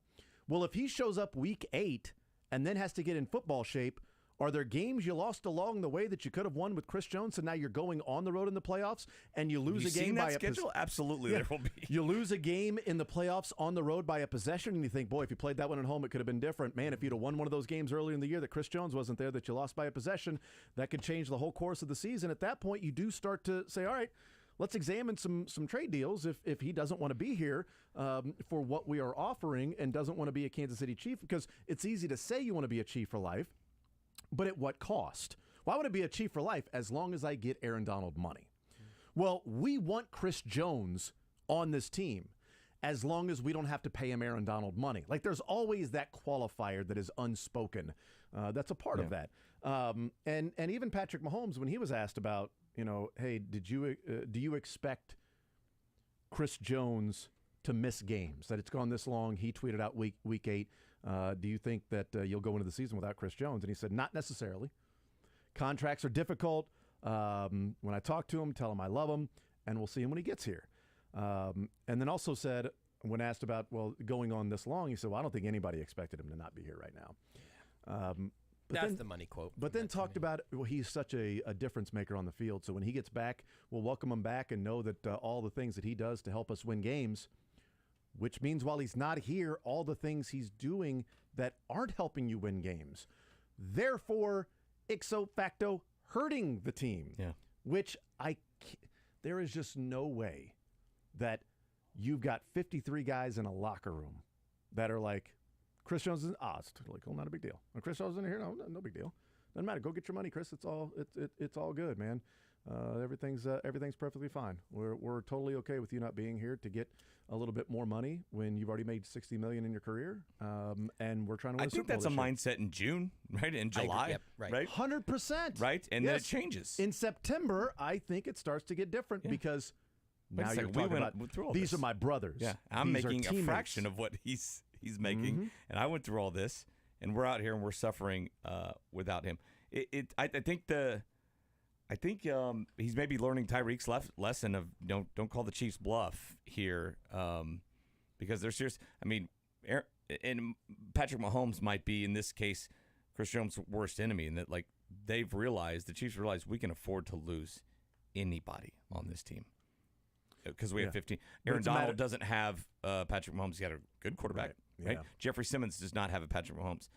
Quinnen Williams has one, but for how long? Right. A couple of years, right? Yep. Maybe. Well, yeah. I depending on mean, the he's offensive got line. one moment on loan, right? Yeah. He leases his rubber gloves. He's got an option to buy, right, And for if a that couple years. If that offensive line sucks, it might be weeks. Yeah, I know, right? Who knows how long he'll be out there? So yeah, it's a great point. It's just a matter of how long can you play that game if you're the Chiefs and say, well, Mahomes will be the savior. Mahomes will save it. Mahomes will save it. With also, They do keep pushing that envelope, right? with also acknowledging that Mahomes is different in the contract that he took. You also, he's getting $500 million. And it's not like Travis Kelce is taking a hometown discount. He's a tight end. If Travis Kelce was the difference maker he is right now, but as a wide receiver, you ain't paying him $14 million a year. You're paying him $27, $28 million a year. So the Chiefs do have the luxury of their superstars, one being a unicorn in many different ways he approaches it, and the other being, quote unquote, a tight end and not a wide receiver or, quote, weapon. That's there, and so they can save a little money there. Both could easily go down as the best to ever play their positions. Yep. Right. And both are underpaid. Yeah, both are. And not demanding more. Yeah. Travis Kelce wants more money in different streams of revenue, which is hard for Dov Klepman to figure out. Right. That when you tell your agents that I want more money, and they say, why don't you ask the Chiefs? It specifically means that they aren't asking the Chiefs for money, and he's telling his agents not to ask the Chiefs, and they're saying, well, if you want more money, go ask them. No! Go ask DirecTV. Yes. No, I want more money, more streams of revenue. It means specifically he's not talking to the Chiefs about more money, you jackass. Other than that, though, Dov's really smart. And real, for sure. And I mean, totally And it's I don't know.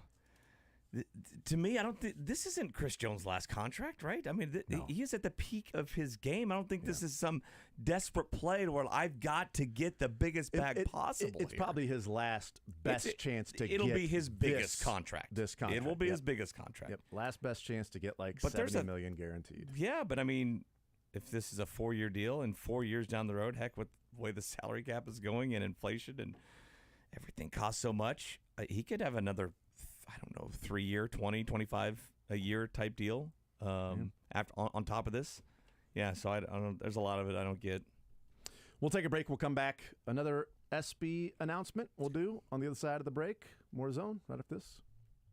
Want to see more of The Zone? Watch the show live on the Sports Radio 810 WHB Facebook, Twitter, YouTube, and Twitch.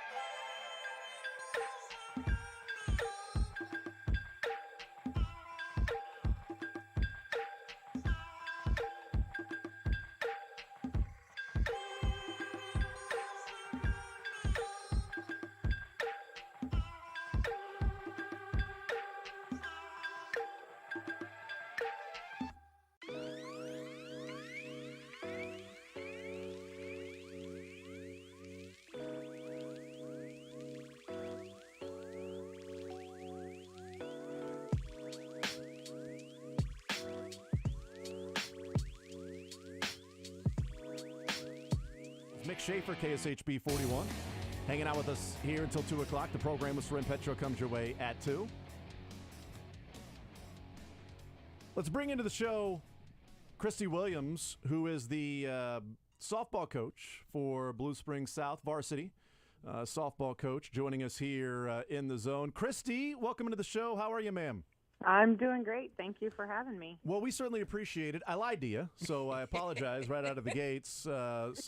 We've started our relationship with a lie. Those tend to go well. That's all right. I told you we were having you on to talk about, defending your state championship and the season starting and everything, which certainly would be something that we could talk to you about.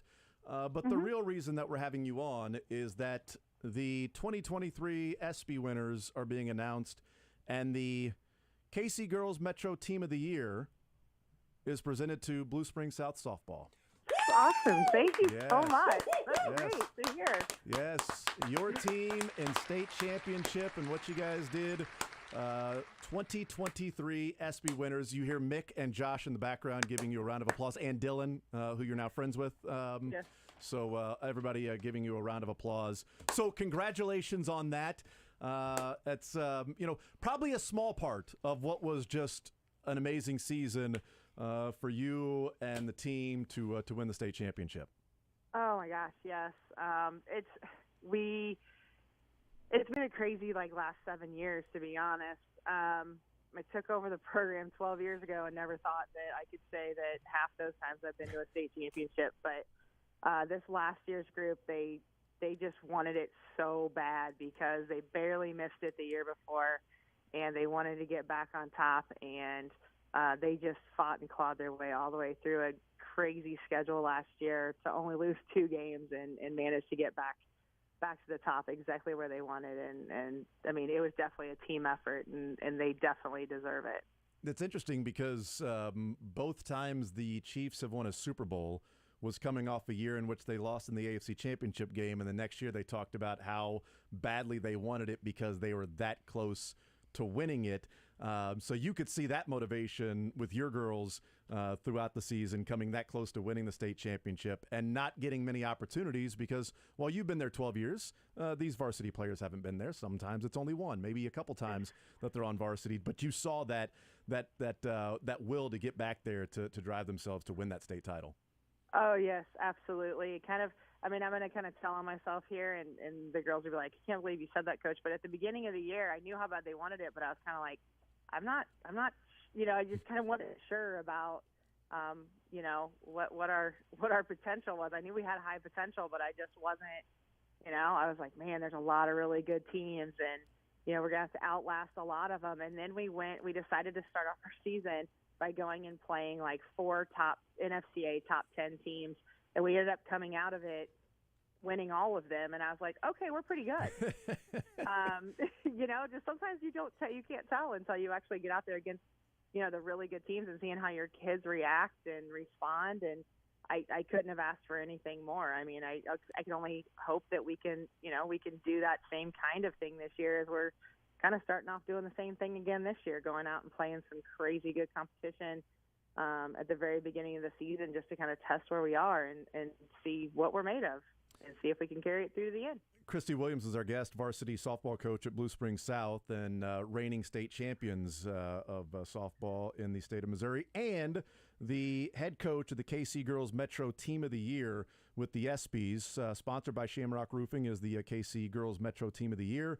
When you're taking over a program, and you probably have some visions of what you want it to look like, how do you take a program at a public school, a school that's in a city with multiple high schools, and turn it into a powerhouse like Blue Springs South that has state championships to your name? Well, one, takes a lot of luck. Sometimes if you don't have the right players, you just don't even have a really good chance. So that's one thing I always tell people. I know how people like to say, well, you're just lucky. Well, I mean, luck has something to do with it. Luck has something to do with anybody who wins. Mm-hmm. You have to everything kind of has to go your way at some point in time. And so that is helpful that we have crazy good, talented athletes. in our area, but really Eastern Jackson County softball at the high school level is really good. And so all the teams like Blue Springs and Grain Valley and, the Lee Summits and all those, and the Truman, they're all good. And so that's part of it as well, is we always say iron sharpens iron, and we all want to play the very best competition we can, and we feel like we do. We feel like, the Suburban Gold Conference, especially on the softball side, but really in a lot of our sports, is the best one in the state. We all push each other a lot. We all have, really high expectations of each other as well as our programs. We've all become really good friends.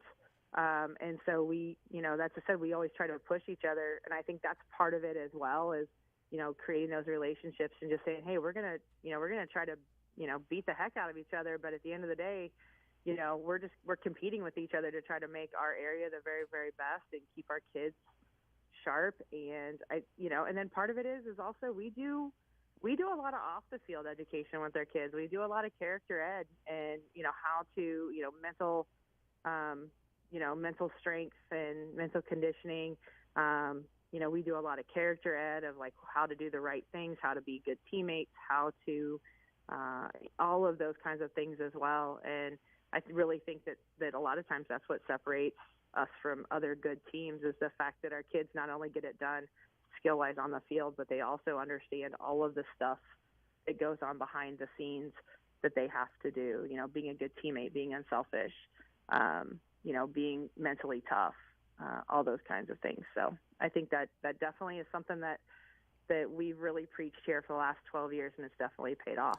Yeah, you can have luck with players, but it's a matter of, organization, the motivation, the drive, the coaching them, the developing them along the way. Like that part isn't luck. You need some players. You also need some that might be self-motivated, that away from the practice field and the school, that they're also doing some things to better themselves, because that's a big part of it as well. So there's some luck that goes along with it, but there's also some skill in being able to do it. You're not just lucky over and over with talented players that just happen to be in the Blue Springs South area, school that is district. True. Yeah, no, we do a lot of that, and our kids are incredibly motivated. And part of it now is too, right? Like they don't want to be that class. Yeah, it's a good they point. They don't want to be that group, which I hate.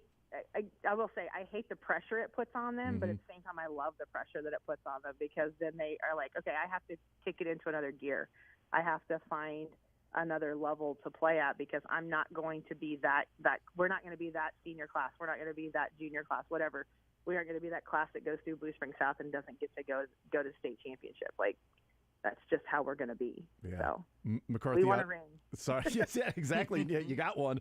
And Christy Williams is our guest, the varsity coach. The Blue Springs South softball team is the KC Girls Metro Team of the Year, sponsored by Shamrock Roofing, going to Blue Springs South softball. The McCarthy Auto Group 2023 honorary ESPYs, brought to you by All Weather Decks and Kansas City Mavericks. Is your team this year going to be as bad as you thought last year's team was going to be, or maybe it's going to be better? Or I think they've got a really good shot to be just as good, or maybe even a little bit better. They definitely have the potential, but I will say that some days they look better than others, and so we just kind of have to get out on the field and. It's kind of like Chiefs preseason, right? Like you're just like, okay, I can't look at this because up close it's a hot mess, but eventually it'll be fine. And so, that's why I have to just keep remembering that we got to get out on the field, because all we've been doing is competing with each other, and we're just been making each other better.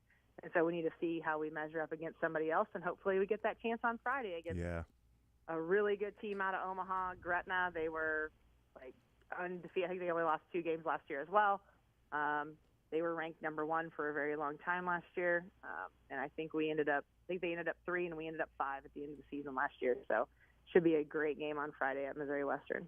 Jason, I went out there a couple of years ago, did a story on an athlete of the week for the Blue Springs South softball team, and I showed up there. And Christy, were you guys wearing was it pajamas, like pink pajamas or something like that for practice? How much does that play into your success? That was our pink practice. So, we have... really? You don't wear pajamas every day? They had headgear and everything. I don't know, Christy. we're what's funny is the reason why the kids like that so much is because I'm so strict about their dress code the rest of the season. And so I give them from the end of regular season on, they get to have theme days every day. And they take full advantage, and they have a great time with it. And but yes, they only get theme days as long as they win. So that's right. So they, that's one of those things that they get to earn. And so yeah, I'm so strict about it the rest of the year that they're just like, okay, we're going to go all out on theme days at the end of the year. So it's the best time to bring a camera out there. That's what. I was sitting there and I was like, okay, I'm not supposed to tell her what's going on. And then they showed up. I mean, I was just like, oh gosh, this is going to be interesting. And yeah, they showed up full out, and I was just like, all right, well, this is her personality, so this is perfect. And you know what? Other coaches across the area were like, well, she's winning, and we should have pajama practices, and then they lose all their games. Pajama games. What the dress for games Christy in Williams, that gear. their kids practice in pajamas and they're winning. What is that secret formula? Yeah, they had tutus and wigs on too that day. They did. They had wigs and pink wigs. It was great.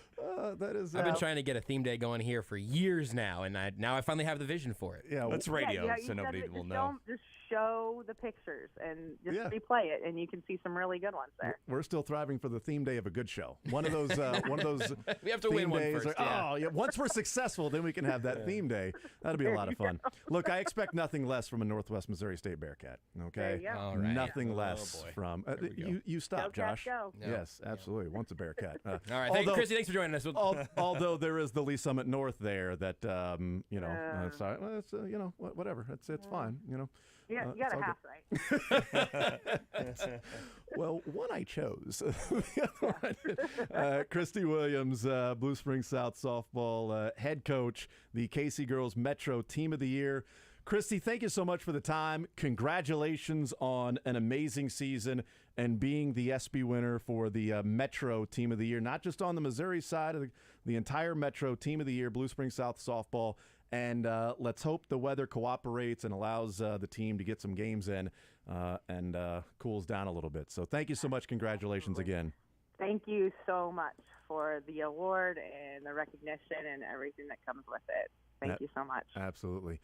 There's Christy Williams, the fantastic coach that's won state championships, and they practice in pajamas and wigs. So that's the secret. There it is. That's the secret formula. It's funny. You always go to these stories. You always look for like a hook, right? Or what's the theme of the story? It's not. You don't just want to say this girl's really good at this, and this. You want like something. And I pulled up. I'm like, well, I've got my hook. Right? I got my theme right away. I can write around this. I can write around everybody wearing pink wigs and tutus and everything and playing softball. You don't have to dig too hard for a good visual to lead the story. That one almost wrote itself. Man, how do we? Oh, what am I looking for? Can you have them change into uniform? This is odd. This is not going to play. Oh wait, Blue Springs South colors aren't pink on pink? On dark pink on light pink? Okay, pink on pink. It's not pink on pink. That's crazy. So yes, that is the McCarthy Auto Group presenting the 2023 honorary ESPY winners, brought to you by All Weather Decks and the Kansas City Mavericks, the Blue Springs South softball team, KC Metro Girls Team of the Year. We gave away the Perseverance Champions Award, announced that with Jackson McWilliams earlier today from Tonganoxie. A little over a year ago, diagnosed with type 1 diabetes, lost 30 pounds.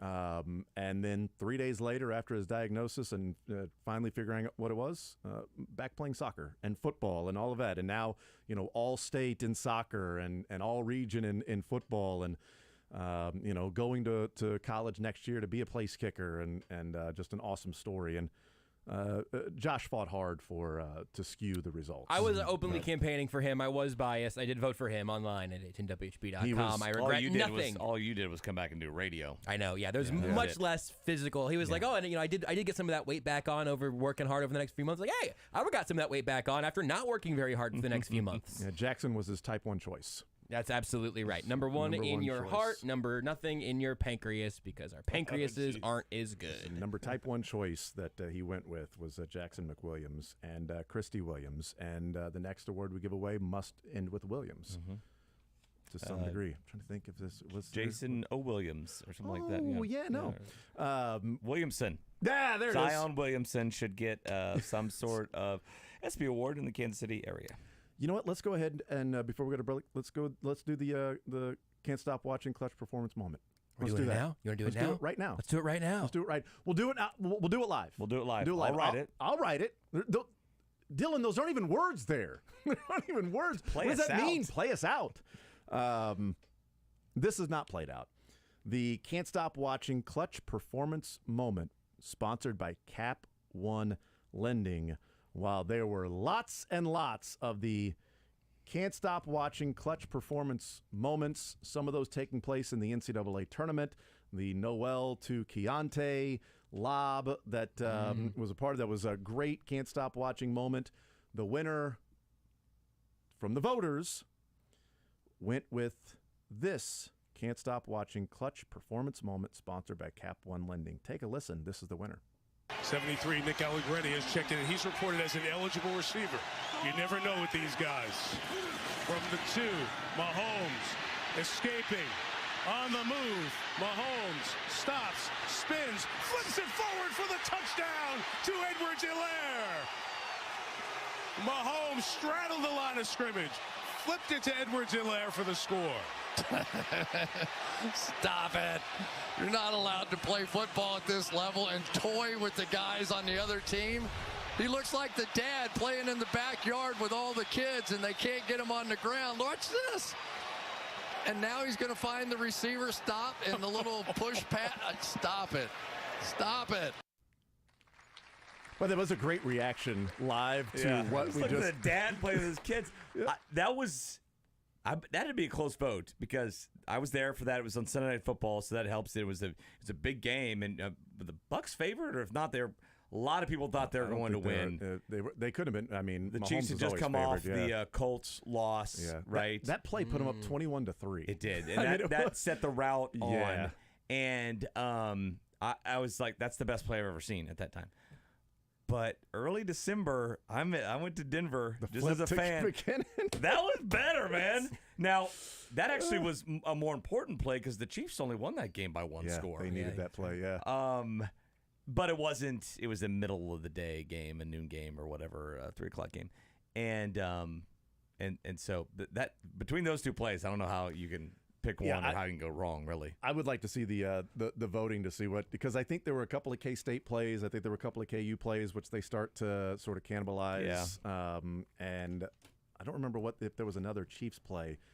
If it was like the Kadarius Toney punt return was the McKinnon one on there? I don't know. Maybe, I don't know. But Mick, I'm asking you. He looked right at you. Was the you McKinnon said one on no. there? The fact you brought up made me think. Well, did Mick go through and fill out his ballot? Maybe I did not. No, he's just it talking should about have been on there because I thought that was the best play I'd ever seen. Well, because at that point. he's just talking about games that he was at. Right. That's yes. all it is. Well, and then so next. Well, I was at the one game where Mahomes handed it off. It was really cool. But I was at the game. So McCarthy Auto Group presents Mick Schaefer's honorary ESPY winners. Just things he saw this year that he thought were worth it. Brought to you by All Weather Decks and the Kansas City Mavericks. It's a big drop off to number 3. It was just a handoff for number 3. And, I don't watch most of the time on my phone or eating. Yeah. But I saw those two plays. Although the one to McKinnon, Mahomes didn't see after he tossed it because he just looked at the Denver bench. Because he knew there was nothing in front of me. Go watch Mahomes in the background when he tosses it to the side and he just sort of slows down and knows what's happening with McKinnon. Because it was a tough catch too, and then he took off for 50 yards and a touchdown. I would have liked to hear what Mahomes said then. I'm like that. We know he said that with the Bucs. I'm still like that. Actually, the kind of like montage they play of his throws and he's running down the sideline, he's saying, "I'm nasty. I'm nasty." When he's doing that is actually what he's saying after that very play. After the McKinnon one? Yep. Yeah. Dylan is an encyclopedia of if there's been NFL films, anything recent or from 40 years ago, he's got that audio in his head somewhere. I'm actually thinking of trying to find out who's on quarterback next season with a little Zapruder-esque film type of looking. I see. Who's the extra cameraman down there that I don't see any YouTube clips from? Yep. So. And we also found out earlier today that Shane Bichelle is the son of Steve Bichelle, Major League Baseball player. And Pat Mahomes Sr. and Steve Bichelle never matched up against each other. But in the game that Pat Mahomes Sr. pitched against Steve Bichelle's team, the starting pitcher for the other team was Bobby Witt. No way. Which took place game, by the way, took for Bobby place Witt. on August 23rd. Holy bleep, that didn't even hit me. Jeez. I tweeted that out. What year? 1995. Okay, so or it 94. 95. 95. So it was Bobby Witt against Patrick Mahomes was Was he a starter at that time? Mahomes came in as a reliever in the 7th inning. For the same team, for the Rangers, correct? He was with the Twins. Oh, he's with the Twins. And Bobby Witt was the starter for the Rangers and went 9 innings, gave up 1 earned run. 3 walks, no Ks. So on the mound, in the course of 1 inning, it went from Bobby Witt to Pat Mahomes back to Bob Witt again. Robert Witt. We've got to find that box score. I did. I tweeted it out Can earlier. You send it? Okay. Yeah. I'll give you the link. Because it's got Steve Buechele in it? Or no, he's not involved. He didn't play. That's what we were looking for, was to see if Steve Buechele, it just happened to be, I scrolled through, I'm like, wait a minute, is that Bobby Witt? Man, that's eerie almost. And it's the only time they faced against each other, Pat Mahomes and Bobby Witt, was on August 23rd. So they were never on the same team? Nope. They've played for the same organization, but never on the same team. So, yeah. Because I remember them both. I, of course, remember Bobby Witt as a Ranger. He was on some other teams, right? He played on the A's. Was he Diamondbacks? He was with Tampa Bay, the Guardians. A lot. The Cardinals. But I remember as a Ranger, I remember Mahomes more as a Twin. I do too. Than a Ranger. I don't know if I remember him as a Met. I know he was one. But I associate him with the Twins. And what LaTroy Hawkins, who I associate with the Twins, and that's Patrick's godfather, right? Mm-hmm. Yep. And they're very close. And so it's funny, like it's harder now. Like back in the 90s, like, do you associate McGuire as more of an A or a Cardinal? Is it is Bonds more of a is he a Giant or is he a Pirate? And yes. Anymore, it's hard. So these guys are all over the place. So we found out, I did not know that. Maybe I'm just ignorant to the fact that Shane Buechele was the son of Steve Buechele. I think I'd heard that. And so I looked it up. And I don't remember Steve Buechele. I remember hearing that his dad was a player. Randy replied to my tweet and was like, hold on. How am I just finding out that Steve Buechele is Shane Buechele's dad? And then he goes, probably should have. I had Steve Buechele on my Stratomatic team on 93 and Pat Mahomes on my team in 94. I won both championships. Yeah. Thanks, Randy. Bragger. We'll take a timeout. We'll come back, wrap up the show next. Take the show with you by listening live on 810 WH.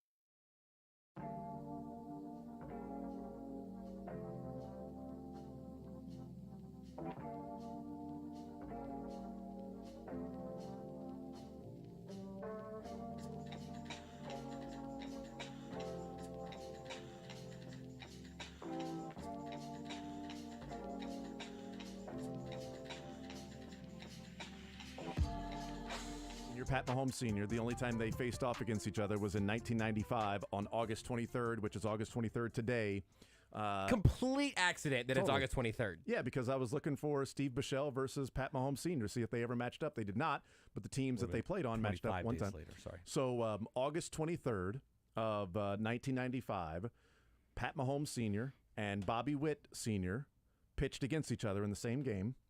And 3 weeks later... 25 days later. 25 days later, what happened? Patrick LaVon Mahomes II was born into this world. I mean... It's a big moment in time there, big swath. That was... what a huge couple of months.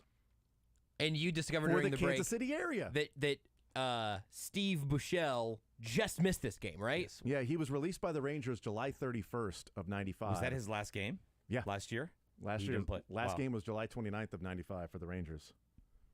So, yeah, what do you think about that? Almost had the three most important fathers in Kansas City sports history all playing in the same baseball game. Yeah. I'm not putting Steve Buechele as one of the most important. You think that's an overstatement?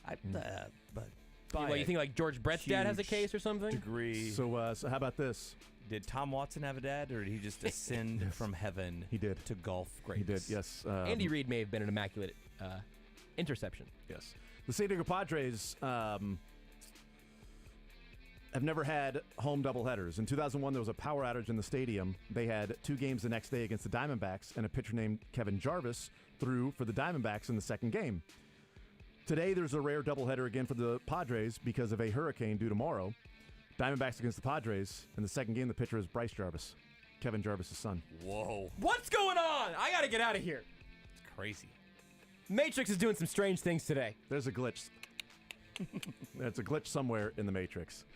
Thank you, everybody, for listening. Thank you, Mick. Hard work today. Leaving early, huh? I'm out. Yeah. Celebrate the kickoff to football with Hollywood Casino at Kansas.